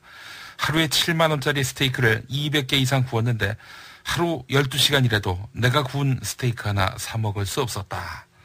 이런 말이 상당히 가슴 아프게 다가옵니다. 예. 아니 상황은 이런데 우리 각하께서는 요즘 20대 일자리 생각하면 잠이 안 온다는 거잖아요. 그 잠을 안 자고 일자리를 만들어 주셔야지. 잠만 안 오면 어떻게? 되게 듣자마자 자기 아들, 딸, 조카 뭐 이런 사람 걱정한 것 같아요. 방법이 없어. 예. 아니, 지금 현재는. 그러니까 아니, 한국이 방법은 많아요. 국민소득 2만 불이니 돈이 없진 않은데요. 이상한 데로 가는 것들을 일단 막고 차단해야 돼. 그러니까 일본이 정권 바꿀 때 콘크리트가 아닌 사람에게라고 하면서 50년 이상 갔던 자민당 정권을 바꿨다는 거 아니에요. 우리도 진짜 콘크리트 대신 사람한테 돈을 넣자라는 걸 한번 당연하지. 해야죠. 돈이 다 어디 갔냐 그러면은 35층, 50층짜리 아파트 있잖아요. 거기가 있는 거 아니에요. 그러니 대학에는 돈이 없고 학생들한테 돈이 없고 20대한테 돈이 없고 그렇죠. 그러니까 콘크리트에 돈이 가니까 땅값, 집값은 오르는데 사람값은 떨어지는 거예요. 그게 이제 경제. 그러니 우리가 이렇게 지하에서 녹음해야 되는 거죠. 연관은 있네. 근데 얼마든지 바꿀 수 있어요. 세금 제대로 쓰면은. 그래서 제가 세금 혁명당이라는 걸 한 건데. 저희 모토가 그거예요. 이제 이 조세 형평성이 기본적으로 무너져 있고. 또 한편으로는 돈을 쓰는 데 있어서 막 콘크리트 너무 많이 쓴다는 거죠. 그래서 이제 저희는 탈토건 친생활을 하자. 친생활이라는 건 이제 교육, 문화, 복지 예산을 많이 쓰자. 이런 이야기인 것이고. 그 실제로 뭐 제가 이제 대충 계산해 보니까 우리가 토건 쪽에 아끼면 지금 공공부문 전체에서는 연간 한 7, 80조씩 써요. 물론 이제 이건 뭐 정부뿐만 아니라 공기업도 들어가지만 7, 80조 쓰는데 그 중에서 한 20조 정도씩 그냥 콘크리트 예산 중에서만 10조, 20조 아끼는 건 사실 일도 아니거든요. 얼마든지 아낄 수 있어요. 계약 방식만 조금 바꿔서 중간에 새는 거 하더라도 이 정도로 금방 만들 수 있어요. 근데 지금 뭐 하고 있는 거를 뭐 어떻게 계약 방식을 바꾸란 말이야? 아니 매년 이렇게 들어가니까 앞으로 하는 것부터라도 잘 줄여서 하면은 나온다 이거죠. 일단 뭐 사대강 사업 같은 거, 그다음에 경인운하 사업 같은 거, 뭐 새만금 사업도 저거 해놓고 사실은 거의 제대로 활용을 못 하고 있잖아요. 그러니까 새만금에도 아직도 100조 이상 더 들어가야 돼요. 그러니까 그런 사업들을 제대로 그러니까 그런 사업들만 안 해도. 교육 예산, 뭐 복지 예산 얼마든지 만들어낼 수 있죠. 아니 4대강 유지비가 매년 6천억이라는 그렇죠. 그러니까 이야기가 나왔네요. 이게 그 보호를 없앨 때요. 예. 다 없앤다고 생각하면은 그러니까 좀 작게 잡으면은 4천억. 그러니까 많으면 한 1조 2, 3천억이거든요. 그러니까 다 없애도 유지비 2년치만 하면은 다시 원래대로 기본적인 복원을 할 수 있는 거거든요. 그 보호를 없앤다는 건 무슨 얘기야? 지금 했던 공사를 다 없앤다? 그 중에 제방은 일단 연구를 해야 되는 두고 보호는 일단 없애는 거죠. 보호를 없애도 댐 같은 거. 그럼 원래 상태랑 비슷하게 되는 거니까 100% 이제 생태 복원이 된다는. 들어간 돈은 어떡하냐 이렇게 또 얘기하겠지. 아니 들어간 돈을 아끼느라고 지금도 유지하려고 그러면은 교훈으로 삼고 없애자. 네, 아니 22조밖에 없는 상황이죠. 받고 지금부터 매년 또 6천 원 얘기지만 실제로는 거기에 홍수 비용이나 이런 것들은 다른 쪽 그러니까 물 계정으로 빠져요. 그래서 다 합쳐놓고 보면 1조 넘어요. 지금 매년 들어가는 것만 해도. 난 지금 양화대교를 넘어오면서 그거 이렇게 꺾어진 거 그거 언제 어떻게 하겠다는 얘기인지 왜 최종 끝난 거 아니에요, 꺾어놨는지. 지금. 그렇지. 이제 손 안 되겠다는 거지. 원래 어떻게 하려고 그렇게 꺾어놨어? 거기다 배 지나가게 하려다 보니까 오세훈 그랬구나. 시장께서. 아. 이상하더라고. 오늘 오다 보니까. 그러니까 이제 여의도에서 배 타고 중국 가게 하려고 했던 거야. 그게 아라뱃길인가? 예, 그렇죠. 예, 이제 그러려면은 경인 아라뱃길하고 그러니까 아라뱃길인데 그게 이제 경인 운하 사업하고 이제 이어지는 거지. 네. 그거 언제 한번 진짜 우리가 아주 네, 세세하게. 네. 한번 우리 선때리는 서울시에도 있었고 또 오세훈 시장도 모시고. 할 말이 너무 그 선때리 특집으로 한번 해보자. 그래서 그 지금까지 아라뱃길을 늘 제 특집 아니었나요? 아 그러니까 말이 많아가지고 제일 아니 우리가 이렇게 오늘 하다 제가 굉장히 보면은 자제하는데. 그래 하다 보면은 어떻게 하다 보면 방송을 들어보면 선띠리 목소리밖에 안 들리더라고. 왜 그래?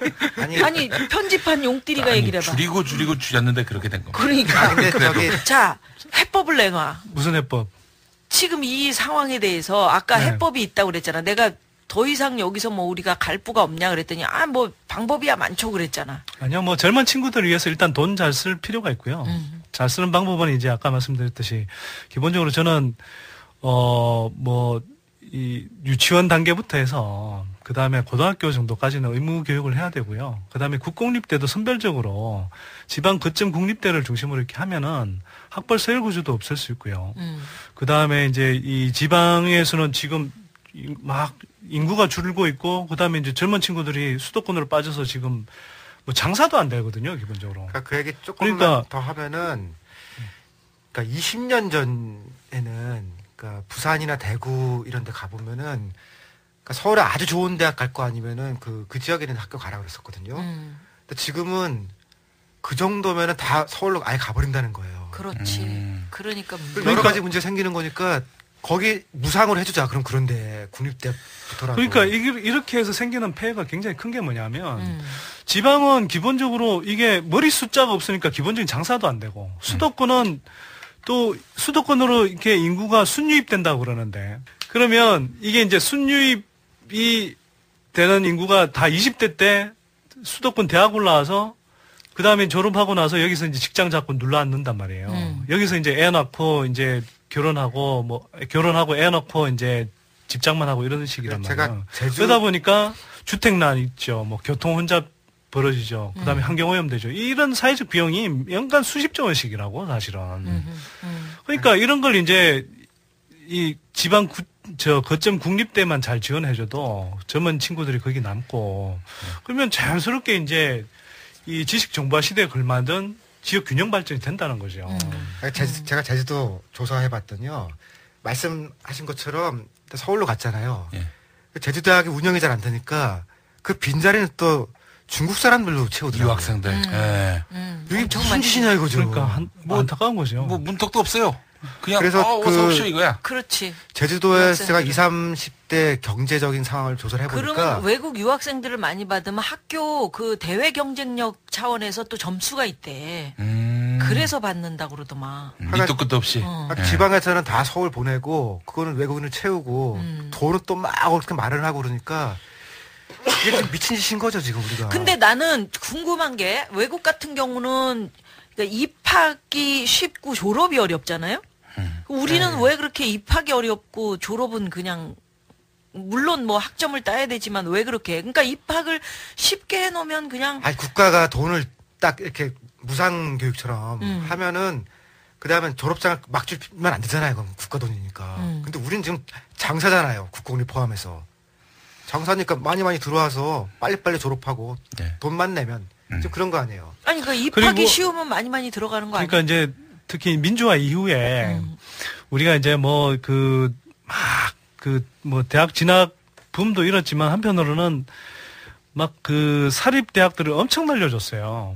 그래서 이제 사립대들이 80년대 후반부터 이제 80년대 후반부터 뭐 90년대까지 엄청 늘어난 거거든요. 80년대는 대학 진학률이 20에서 30%대. 뭐 그러다가 이제 만학도 그런 얘기. 급격하게 올라왔는데 이제는 80%가 넘으니 80%가 넘고 실제로는 대학 가고 싶으면 다 갈 수 있는 구조가 되어버렸어요. 근데 이제 오히려 앞으로는 이제 또 인구가 줄잖아요. 그러면 이 대학들이 학생들을 그러니까 말이 꼬이네요. 아까부터 꼬이고 있었어요. 학생들이 이제 대학 진학 다 하고 나서도 이게 이제 놀게 되는 그런 대학들이 생기는 거예요. 이제 그래서 이제 사실 구조조정과 통폐합도 필요한데 이건 이제 뭐라 그래야 되나 좀 왜 악질 사립대들 부패 사학들 있잖아요. 그런 사학들 중심으로 해야 되는데 요번에 뭐 이명박 정부가 또 하는 건 보니까 엉뚱한 방향으로 또 하고 있더라고. 어떤? 아까 지방에 있는 학교들은 중요한 학교잖아요. 그 지역 경제를 해서. 근데 주로 일자리가 서울이나 수도권에 있으니까 일자리를 중심으로 하면 두 가지 문제가 생기는데 지방에 있는 학교들이 점수 나빠요. 그걸로 맞아. 그래서 퇴출 학교를 뽑았지. 그다음에 예술대 같은 경우는 이제 그러니까 취업을 얼마나 시켰느냐 이걸 가지고 또 점수를 넣는데 뭐 지금 예술계 학생들 다 콘크리트 돈 때려 박으니까 문화 쪽에는 뭐 이렇게 인력도 잘 못 키우고 산업도 기본적으로 예술 쪽에 있는 사람들은 비정규직이 많거든요. 그렇지. 좀 전에 이준익 감독이 했다는데 나도 비정규직인데. 그쵸. 그거 여기 전원 모급 자영업자야. 우리만의 문제 좀 이런 거야. 뜬 코미디언이지만 그 학교를 놓고 평가를 해보면은 이준익 감독까지 성공한 사람도 취직이 안 된 걸로 잡히니까요. 당연하지. 문화예술 쪽에 불리한 거니까 거기를 없애겠다는 거 아니에요. 그래서 이런 일도 있었습니다. 그 학교가 배출한 그 뭐 예를 들면 CEO라든지 이런 사람들한테 우리 학생들 일단 그 의료보험비 이런 거 다 우리가 낼 테니까 취업한 걸로 일단 해주고 감사가 끝나면은 그때 걷어드리겠습니다. 걷어드린다. 그러니까 말하자면은 취업을 어떤 식으로 보냐면은 4대 보험 혜택을 받고 있느냐 아니냐 이걸로 이제 취업 여부를 가리는 거거든요. 그래서 지역별로 좀 고려를 해야 되고 그다음에 그 과의 특성 같은 게 있을 거 아니에요. 특성을 고려해야지. 일단 국문과면은 일단 소설가 되면 제일 잘 된 건데 소설가들 다 비정규직이거든요. 그 세부에 그럼 취직한 사람 없을 테니까 없애자 이러는 거 아니에요. 미친 짓이죠 지금. 그 지방 이야기 하셔서 그런데 제가 이제 지역 MBC에 한번 한 반년 정도 MC를 본 적이 있었습니다. 그런데 이제 그 당시 KTX 문제와 관련해서 토론이 붙었어요. 아주 재밌었습니다. 서울에서 대구까지 경부고속철도 1단계가 개통되지 않았습니까? 네, 그랬죠. 대구 지역의 의사들이 말이죠. 진료를 했는데, 암이네? 그랬을 때 환자한테 어떻게 얘기하는지 아십니까? 어떻게? 암입니다. 이렇게 얘기 안 됩니다. 좀 더 봐야 될 것 같습니다. 내일 또 오시죠. 이런다는 거예요. 왜냐하면은 암입니다 하면 바로 그 즉시 서울로 간다는 거예요. 내가 그 얘기 들었어. 근데 이제는 서울에서 부산까지 또 다이렉트 또 2단계 완성이 되지 않았습니까? 부산 의사들도 지금 떨고 있다는 거예요. 그래서 이게 그래서 제가 그때 아이디어를 낸 게 있습니다. 내려오는 건 그 고속철도로 하고 올라가는 건 다 완행을 하고 모든 역을 다 서고 그렇게 하면은 지역 균형 발전 어느 정도 보장할 수 있다. 보통 그거를 블랙홀 효과라고 해요. 그러니까 두 도시가 있을 때 한쪽 도시가 크잖아요. 그러면은 좋은 거는 그쪽 도시 다 빨아가거든요. 그러니까 비싸고 뭐 이런 값 있고 그런 그렇구나. 거. 노동자는 저쪽에 있더라도 사장들은 그렇게 하면 다 올라가 버려요. 그런 의미에서 보면은 김대중 대통령님의 그 희한은 정말 대단했다. 이 경부 고속도로 지을 때 말이죠. 김대중 대통령님이 무조건 반대한 걸로 이렇게 알려져 있는데 그게 아닙니다. 그분은 대안을 이렇게 냈어요. 서울에서 이 성대모사를 하죠. 이 서울에서 부산, 부산에서 서울 이 안 돼요. 이거보다도 이 서울에서 강릉, 이 광주에서 포항 이런 식으로 동서 라인으로 하게 되면은 흉내가 잘 안 된다. 그래가지고 뭐 이렇게 말하자면 이런 걸 좀 넣어야 되잖아. 그 당시는 청년 때였기 때문에. 요즘은 근데 그것도 다 해서 격자형 도로라고 합니다. 우리나라를 이렇게 다 격자처럼 쳐가지고서 하여간 누가 한마디만 했던 도로는 결국 막 뚫어요. 아니 이게 이야기 나오니까 오늘 뭐 가계부채 이야기는 어차피 못할 것 같은데 이야기를 마저 하면요. 지금 국토부에서 그렇게 격자형 뭐 도로 만든다 뭐 이런 이야기를 하잖아요. 그러면 예산이 2019년까지 배정한 예산이 200조 원 가까이 돼요. 그러니까 이걸 뭐 다 하지는 않더라도 상당 부분은 제가 보기에는 할 거라고 봐요. 근데 한번 생각해 보세요. 우리가 지금 서울시 의무급식 예산 그거 막 700억 가지고 뭐 무상복지 포퓰리즘이니 무슨 뭐 경제가 파탄 날 것처럼 이야기를 했잖아요. 근데 이렇게 막 질러대는 거에 대해서는 전혀 이야기를 안 한다고. 그 다음에 지금 뭐 서울 하고 인천공항 철도 그것도 지금 KTX 민자로 했는데 엄청나게 지금 적자 보고 있잖아요. 그런데 그걸 또 지금 장사가 안 되는데 동계올림픽 기간 중에 인천에서 지금 평창까지 KTX 놓자는 거 아니에요? 9조 원 들여서. 그거 안 가요, 그거 한 달 잔치하는 거 가지고 그걸 9조 원을 들여서 지금 하자는 거예요. GEC 또 하면 되겠네, 그럼. 좋아지는 건 경제 건설업체. 효과 450조. 아니, GEC에서 그 돈 가지고 벌어서 도로 놓으면 되겠네요. 그러니까 이제 그런 사업들을 다 뭐 삼성물산이라든지 현대건설 같은 이렇게 건설업체들이 하니까. 제가 한번 계산해 보니까 고속도로 1km만 안 놓으면요, 줄이면은 도서관 하나를 만들 수 있더라고요. 그러니까 진짜 큰 선 하나만 딱 끊으면은 도서관 100개 만드는 거예요. 근데 이명국 정부 들어와서 중고등학교에 사서교사가 몇 명 늘었는지 아세요? 모르지. 그러니까 사서 선생님. 사서 도서관. 네. 학교 사서의 선생님, 사서교사. 예. 늘었을까? 늘었어? 그랬을 것 같은데. 한번 그래서 찍어보세요.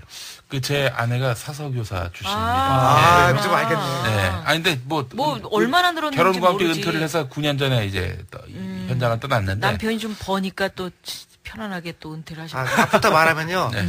꽁명 늘었습니다. 한 명도 안 늘었다. 예. 그다음에 이 사서교사라는 제도가 사실은 여사님 관심 사업이라서 지난 정권 때 권양숙 여사가 굉장히 열심히 했죠. 도서관에 관한 기본법도 만들고 학교별로 한 명씩 갈 수 있게 막 했는데 문제는 이제 시골 학교는 잘 못 들어간 거예요.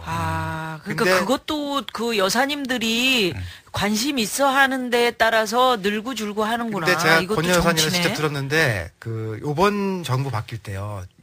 그걸 계속 좀 해달라고 했는데 요번 정부의 여사님 관심 사업은 한식 세계화잖아요. 우리 처먹는 거 열심히 하는 바람에 아니 한식인데 왜 찐쌀을 왜 우리가 먹게 하시는 거지? 그 외국에다 팔 거만. 아니 그것도 그렇고 뉴욕에 가면은 널려 있는 게 한식당인데. 그래요. 그래서 지금 사서도 교석 한 명도 안 뭐하러 늘었거든요. 정부 예산을 들여서 또 따로 하냐고. 거기 했지.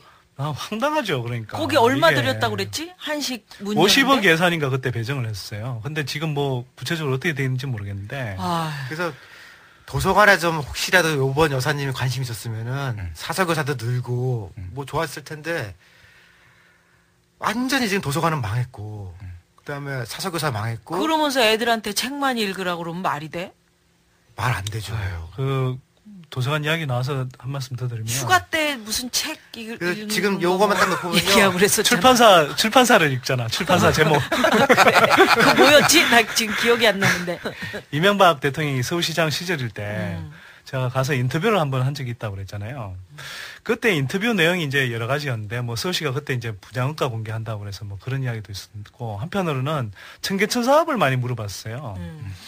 이제 청계천 사업 관련해서 아니 저 청계천 사업에 이렇게 뭐 이 옛날 유적도 많이 나오고 돌탑들도 나오고 이렇게 의미 있는 유적들이 나오는데 저런 거 좀 이렇게 조사를 은밀하게 해가면서 차근차근 해가야 되는 것 아니냐 그랬더니 그 양반 씩 웃으면서 하는 이야기가 저거 다 돌덩이야 돌덩이.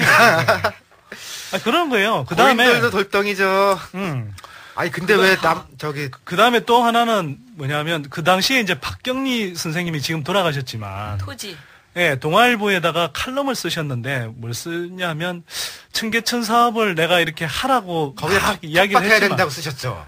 했는데 지금 저 이명박 시장처럼 저렇게 이제 막 인공적으로 물 끌어와서 저 거대한 이렇게 뭐 분수대 만드듯이 저런 식으로 할 거면 차라리 좀 더 해안을 가진 그런 시장을 기다려서 천천히 하라고 했을 텐데 내가 뭐 지금 땅을 치면서 통곡한다 뭐 이런 식의 이제 칼럼을 썼단 말이에요. 그걸 물어봤어요. 물어봤더니 그냥 저 당시에 이제 이명박 대통령이 하는 말이 뭐냐면 그거 뭐 박경리 선생님이 쓴 게 아니라 누가 대필 했대. 그런 거예요. 황당하잖아요. 그래서 제가 그걸 저 미디어 다음에 기자로 있을 텐데 그걸 본문 그대로 다 썼어요. 그때 또 서울시에서 막 연락이 와. 그래서 이게 빼달라는 거예요. 돌멩이라는 표현하고 박경리 선생 뭐 대필했다는 표현 이런 거. 아니 그거 다 한 것 아니냐. 그랬더니 자기는 간추렸을 줄 알았대.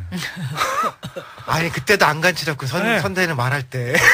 지금 이게 문제가 있는 게 지금 명동성당도 재건축하면서 그 밑에 아주 대갓집의 집터가 나왔다는 거 아닙니까? 그래가지고 그것을 보존하자. 그 다음에 하수 물길? 그러니까 우리 그 역사에 굉장히 중요한 그 뭐 빨간 벽돌인가 뭐 이런 걸로 그대로 만들어진 게 있다는 거야. 그래서 많은 사람들이 이제 그거를 파지 못하게 하는데 공사하는 사람들은 어떻게 하냐면 그런 유적이 나오면 복잡하거든. 공사 기간 늘어지고 포크레인으로 그냥 파버리는 거야. 그렇게 해버려야지 빨리빨리 끝나거든.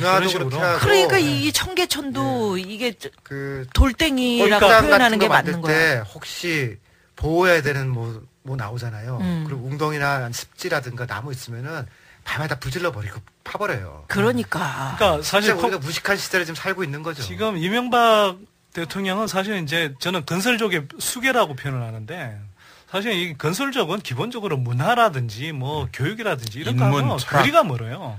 그러고도 제가 아까 근데 이제 그 이야기를 조금 마저하면 박경리 선생 돌아가셨잖아. 그래서 그 근간문화 훈장을 막 추수했다고. 그런데 그거 장면 딱 보니까 이제 제가 인터뷰했던 장면이 딱 생각이 나잖아요. 전혀 교양도 없고 문화적인 소양이라고는 전혀 없는 사람이 박경리 선생 돌아가셨다고 무슨 대한민국 민족 문학에 큰 별이 졌다라는 식으로 이렇게 뭐 근간문화 훈장 추수한다고 이게 하는 거 보면서 정말 물론 뭐 대통령이니까 그런 쇼 할 수 있지만 그 빈소 방명록에다 남긴 게 이런 말이었죠. 고이 잠드소서가 맞는데 고희 잠드소서. 고희. 이명박의 이맹박으로. 청계천에 한동안 뭐가 있었냐면은 아주 그 희귀한 물고기. 그러니까 저기 물이 깨끗한 데서만 살 수 있는 잡아왔다는 거 아니에요? 그 물고기가 살고 있다 그래가지고 막 그 공무원들이 꺽치라고 그랬나 그때 하여튼 뭐 그러니까 예쁜 어떤 이름이었었어. 거는 대전에 있고 어떤 건 광주에만 살고 그런 건데 막 거기서 나와가지고서. 근데 그게 그 생태학자들 얘기를 들어보니까 스스로 거기서 이렇게 그러니까 태어날 수 없는. 아니 거기는 번식이 안 되는. 아니 올라올 수가 없고요. 그 무슨 올라오려면은 소란가 뭔가 그 안에서만 남해 바다로 나와가지고 서해로 거슬러 올라와서 한강으로 간 다음에 다시 그 펌프 모터를 타고 가서 동아일보 앞으로 내려와서 아니 물고기들이 날아다녀. 날치도 않은데. 이건 뭔가 깨끗한 물이다. 여기 문제 없다 하는 걸 보여주기 위해서 누군가가 물고기를 거기다 놓대는 거야. 서울시가 거기 비 오면 몇 천만 원씩 예산을 들여서요. 그 사서 풀어요 주기적으로. 진짜? 네. 야. 지난번에 가보니까 어떤 청소하는 아저씨들이 물 속에 그 왜 녹조 있지, 녹조.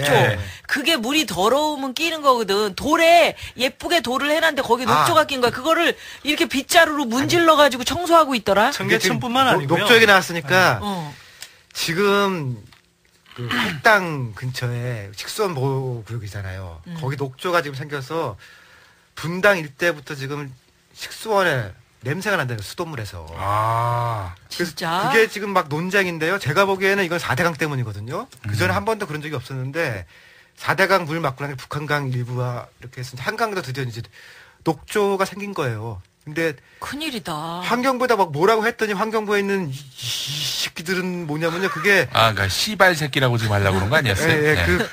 가을에 확실히 하고 안 할래면 안 해. 가을에 덥고 비가 안 와서 그렇다는 건데 녹조는 원래 여름에 오는 거예요. 가을에도 녹조가 올 정도면 무지하게 심각한 거거든요. 그러니까 이 정도면 지금 서울 전역이 식수원 때문에 비상이 걸렸어야 되는데 환경부를 막아야 되는 사람들인데 화를 내.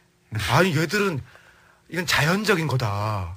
말도 안 되는 얘기죠 지금. 아이고 큰일입니다. 그리고 나서 아주 훌륭한 공무원들하고 끓여 먹으면은 3분 이상 끓이면 괜찮다라는 거예요. 우리 동네도 시골이라 수도가 안 들어와요. 우물 먹고 사는데 고기 그 소하고 돼지하고 다 묻었잖아. 그러니까 크게 진짜 걱정이라니까 시골 사는 지금 사람들은. 청계천 1년 유지비가 얼마입니까? 매년 한 80억 정도 들어가요. 원래는 2005년에 청계천 개방할 때는 18억이라고 얘기했습니다. 아니 그러니까 이 이명박의 그 각하라고 표현해야 되나? 이 각하의 패턴을 보면 이래요. 그러니까 생색내는 건 자기가 돈 막 끌어서 갖고 다 해. 그리고 나서는 부담으로 돌아오는 것 있잖아요. 그 다음에 돈 들어가는 거. 뒷감당. 이런 건 다, 뒷감당은 다 뒤로 하도록 만들어놔. 대표적인 게 버스 중공연대인데 연간 4천억 대죠. 그러니까 그 돈 다 모아가지고 우리 좀 어려운 사람들 찐쌀 안 먹게 해달라 말이야. 그뿐만 아니라 청계천 상인 몰아내가지고 어딥니까? 거기. 가든5 거기. 동양 최대 유령 단지라고 우리가 부르고 있습니다. 아 그게 그거구나. 가든5가 난 뭘 선전하는 원래 건지 청계천에 있는 몰랐었어요. 분들 장사 때문에 옮겨준다 그러면서 거기서 또 떼어먹고 거기서 또 헤쳐먹었죠. 엄청난 분양비로 감히 그 입주할 엄두가 안 나요. 너무 비싸. 이게 왜 분양비가 이거 오늘 이야기가 진짜 이상한 대로 막으시네. 근데 이 말씀까지만 하시죠. 오늘 뭐 여기까지 합시다. 예. 근데 이건 제가 진짜 전공인데 이게 원래는 이게 뭐 턴키라는 건 나중에 설명할게요. 뭐 한번 턴키 우리가 턴키 하다가 첫 번째, 두 번째 잘린 방송이 턴키 설명하다 잘렸어요.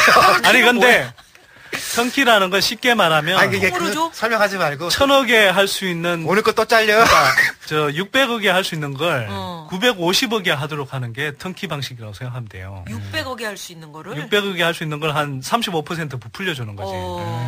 그러니까 이건 그리고 누가 먹냐 하면 삼성, 뭐 현대, 뭐 SK, 뭐 이런 상위 6개 재벌 건설사들이 뭐든지 다 그 사람들이 먹네. 예, 도리하는 거죠. 큰 거는. 그러니까 이런 구조들을 사람들이 잘 모른다고. 이 자세한 건 검색 한번 해보시면 제가 쓴 글이 많고요. 턴키, 뭐 담합 이렇게 쓰면 나오니까. 근데 설명하다 우리가 방송 못했어요. 그 가든5가 원래 사업비가 원래는 2,500억에서 시작했어요. 근데 지금 1조 8천억까지 늘어났다고. 지나다니면서 가든5가 뭐야 도대체 맨날 그랬었는데. 네. 근데 이제 그게 원래는 동남권 유통단지 사업이라고 해서 이제 시작을 했죠. 근데 그게 서울시에 이명박이 있을 때 한 사업만 해도 그게 그때 이제 1조 3천억을 들여서 했는데 턴키로 하는 바람에 실제로는 그러니까 1조에 할 수 있는 걸 1조 3천억에 해버린 거예요.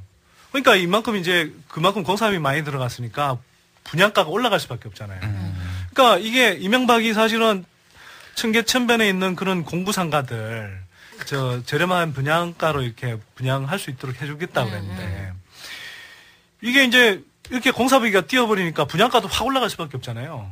그러니까 이 공부상가들이 들어갈 수가 없지. 그렇네. 영세한 회사들이. 그러니까 이게 이제 유령상가로 전락한 거죠. 뉴타운에서 사람들이 똑같죠. 똑같은 거지. 다 이런 식으로 원주민들이 도저히 살 수가 없는 그런 상태가 된 거죠, 이게. 근데 이제 당시 그 가든5 효과는 뭐였냐면은 청계천에 있는 상인들을 싹 몰아내기 위한 거죠. 이주를 시켰는데 MB가 가서 열심히 설득해가지고 보냈다. 와, MB는 안 되는 것도 되게 하는 지도자구나. 이런 이미지를 여기서 잔뜩 만들어냈다는 거죠.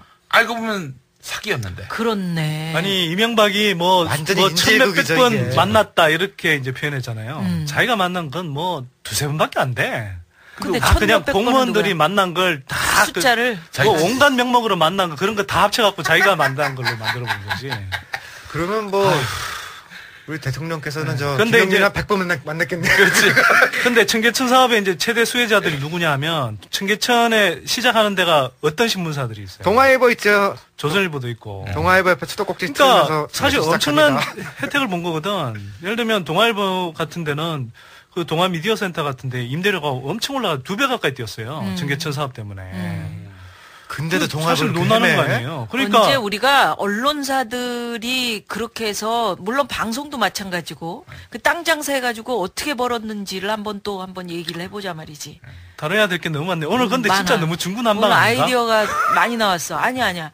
아이디어 많이 나왔고 어찌됐건 우리 청년들이 지금 쌀 문제. 찐쌀 얘기부터 여기까지 왔죠. 그니까 찐쌀을 먹으면서 굉장히 심각한 거라고. 돈도 못 벌고 학비도 많아지고 그다음에 과일도 못 먹고. 그 아이들을 위해서 우리가 드려야 될 어떤 교육이라든지 이 보건, 사회 복지 서비스라고. 이런 것에 들어갈 돈이 지금 토건 사업에 들어간 거다 해서 이렇게 이제 우리가 얘기가 흘러서 들어왔는데 거기에서 재벌 이야기를 조금 하고 끝낼게요. 그러니까 삼성 이야기인데. 아까 삼성 LG 다 했어. 아니 삼성 이야기를 조금 더 하면 아까 이제 외식 그 업체 이런 거 이야기 있잖아요. 삼성 에브랜드 들어와 있다고 그랬잖아.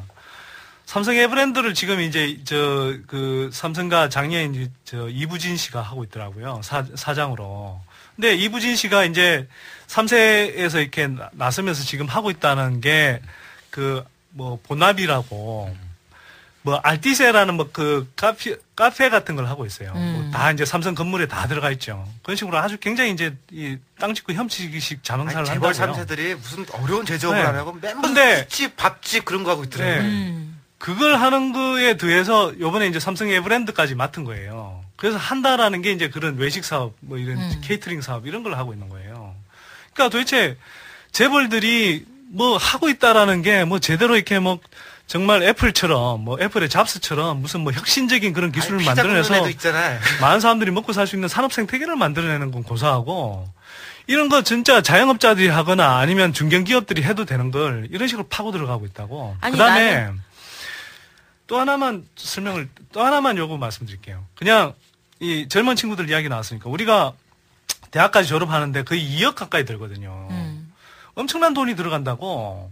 근데 이런 친구들 중에 제일 똑똑하다는 친구들이 삼성이 다 싹쓸이에 가잖아요. 근데 삼성의 평균 근속 연수가 7년밖에 안 돼요. 7년. 그러니까 이번 같은 경우 요번에도 못 가고 중간에 나가야 되는 거죠. 요번에도 삼성에서 뭐 최대 저 사장단 뭐 인사한다 그래서 500인명인가 뭐 대거 승진시켰다 그러잖아요. 근데 언론에서 보도를 안 한 게 뭐냐면 그러면서 실제로는 예년에 비해서 한 2배가 넘는 인력들을 잘랐다고. 부장, 차장급, 중견 간부들을. 그렇게 잘라내요. 근데 자르는 방식이 굉장히 진짜 악질인데, 예를 들어서 삼성카드 쓰잖아요. 삼성카드 나눠주고 이제 다 삼성카드 쓰게 하거든. 거기에 이제 삼성카드에 나오는 정보들을 가지고, 예를 들어서 무슨 뭐, 이 룸살롱 갔느니, 또는 아니면 근무 시간에 체크 한글로 돼 있는데 초과 근무 한글로 돼 있는데 무슨 그 시간에 뭐 버스 탑승했다 교통카드도 기능도 딸려 있으니까 거기에 이제 그 전에 뭐 나가서 이제 저 버스 한글로 돼 있으면 그런 거 빌미 잡아서 잘라버린다고요. 그 다음에 삼성이 아니고 완전히 그 FBI 플러스 뭐 금융회사 플러스 그러니까 이게 그런 걸 아주 막 사생활을 아주 철두철미하게 감시한다고. 예를 들어서 이 삼성 사내 메신저 중에 싱글이라는 게 있어요. 싱글상에서 예를 들어서 이제 뭐 이 사람들끼리 뭐 대화하면서 뭐 예를 들어 사내 연애라든지 이런 게 있을 수 있잖아요. 좀 불미스러운 게. 물론 근데 이런 걸 물론 뭐 그런 것 자체가 좋은 현상은 좋은 뭐 바람직한 건 아니라 할지라도 눈 맞아서 연애할 수 있죠. 아니 어쨌든 그런 사생활에 해당되는 걸 감시해서 그런 걸 잘라버린다고요. 그러니까 삼성전자 커플은 어떻게 결혼을 했게? 아니 그런데 황당한 건 뭐냐면 웃기는 게 아니 이건희 지는 예를 들어서 막 4조 5천억씩 비자금 조성하고 수조 원씩 탈세를 하잖아요. 그리고 뭐 지금 뭐 실형 선고 받은 것만 해도 몇 차례가 되잖아요. 물론 이제 다 특별 사면으로 풀려났지만 그런 사람이 국민들한테 가서는 정직해야 된다 그러고 뭐 요번에 감옥에 나오면서 그랬어요. 삼성 안에서는 뭐 부패를 없애야 된다 그러면서 모든 국민이 정직했으면 좋겠다. 모든 국민이 정직했으면 좋겠다. 네. 거짓말 없는 세상이 해야 되고. 조그만 그런 뭐 부정 비리 이렇게 걸린 사람들이나 이런 사람들 다 젊었을 때 그 얘기 내가 다음번 방송 때 꼭 한번 해줄게요. 뭔데? 지금 좀 얘기를 해주면. 아니야, 그 아버지의 왕당파들하고 어떻게 싸웠나. 재밌겠다. 왕당파 제거하던 얘기 제가 한번 나중에 해드릴게요. 오케이 해주고 누나의 소망은 딴 게 없어. 그냥 어찌됐건 다른 거 뭐 거대한 걸 바라는 게 아니고 우리 학생들 내 새끼들 3,000원짜리 팔지만 6,000원짜리 밥다오. 난 이거야. 이게 할 수 있다고. 아니, 다른 나라는 얼마든지 할 수 있지. 했죠, 그거를. 아니 삼성이면 할 수 있고 현대면 할 수 있잖아. LG 할 수 있고 그다음에 지금 사학재단들 또는 국공립은 또 나라에서 조금 좀 지원해주면 되는 거고. 얼마든지 할 수 있어요. 할 수 있지. 대학생 아이들 너무 불쌍해. 아동수당 주고 교육수당까지 주는데. 어찌됐건. 조상님들이 쌀농사 지어가지고 우리 쌀 팔아서 고생하면서 우리들 키웠잖아. 근데 지금은 새우젓. 이제 그러니까 지금 제사상에 중국 찐쌀밥이 웬 말이냐 이럴 상황이야. 떡 올라가는 거는 찐쌀일 수도 있죠. 그래 떡, 술 다 그렇지 지금. 막걸리면은 그럴 확률이 높고. 아니 그러니까 우리 부모님들은 막 되게 고생하면서도 아들 딸들이 다 잘 되길 바라면서 이렇게 이제 고생하신 거잖아요. 근데 애들은 지금 찐쌀을 먹고 있다는 거지. 그러니까 근데 우리가 지금 그때보다 훨씬 잘 살게 됐는데 우리 아이들한테 비싸지고. 지금 막 미친 등록금 만들어 놓고 그다음에 일자리도 없게 만들어 놓고 애들한테 찐쌀 먹이고 있고 이게 무슨 짓이냐고. 에이씨. 그래서 뭐 진짜 이런 쌍소리가 절로 나오는데 사대강 강바닥에 다 처박아 버리고. 자, 이렇게 끝내자. 늘 이렇게 끝내자. 정치는 쫄지 마. 경제는 졸지 마. 그래. 자, 그래서 그렇게 하고 누군가가 욕 제일 잘하는 우리 우띠리가 뒤에다가 저 김총수 하는 걸 붙여. 저는 잘하는 욕이 따로 있는데. 아이 그래도 그게 멋있잖아. 나 이거 잘하는데. 야, 이 개새끼들. 아니, 난 뿌리 깊은 나무 보면서 그 한석규가 세종대왕 역할을 하잖아요. 잘하더라. 그러니까, 근데 욕을 아주 뭐 부드럽게 니미럴 지랄, 우라질. 그러면 뭐 각자 써. 누나는 쌍이야 쌍. 자, 그럼 각자 뒤에 붙이는 거야. 자, 정치는 이거 누나가 외치면 해. 같이 해. 선띠리는 아니 그게 아니라 이렇게 해야 되나 그걸? 해. 안 하면 맞아. 누나 시키는 대로 해. 무서워. 정치는 쫄지 마. 경제는 졸지 마. 쌍. 지랄이 풍년이야 하여튼.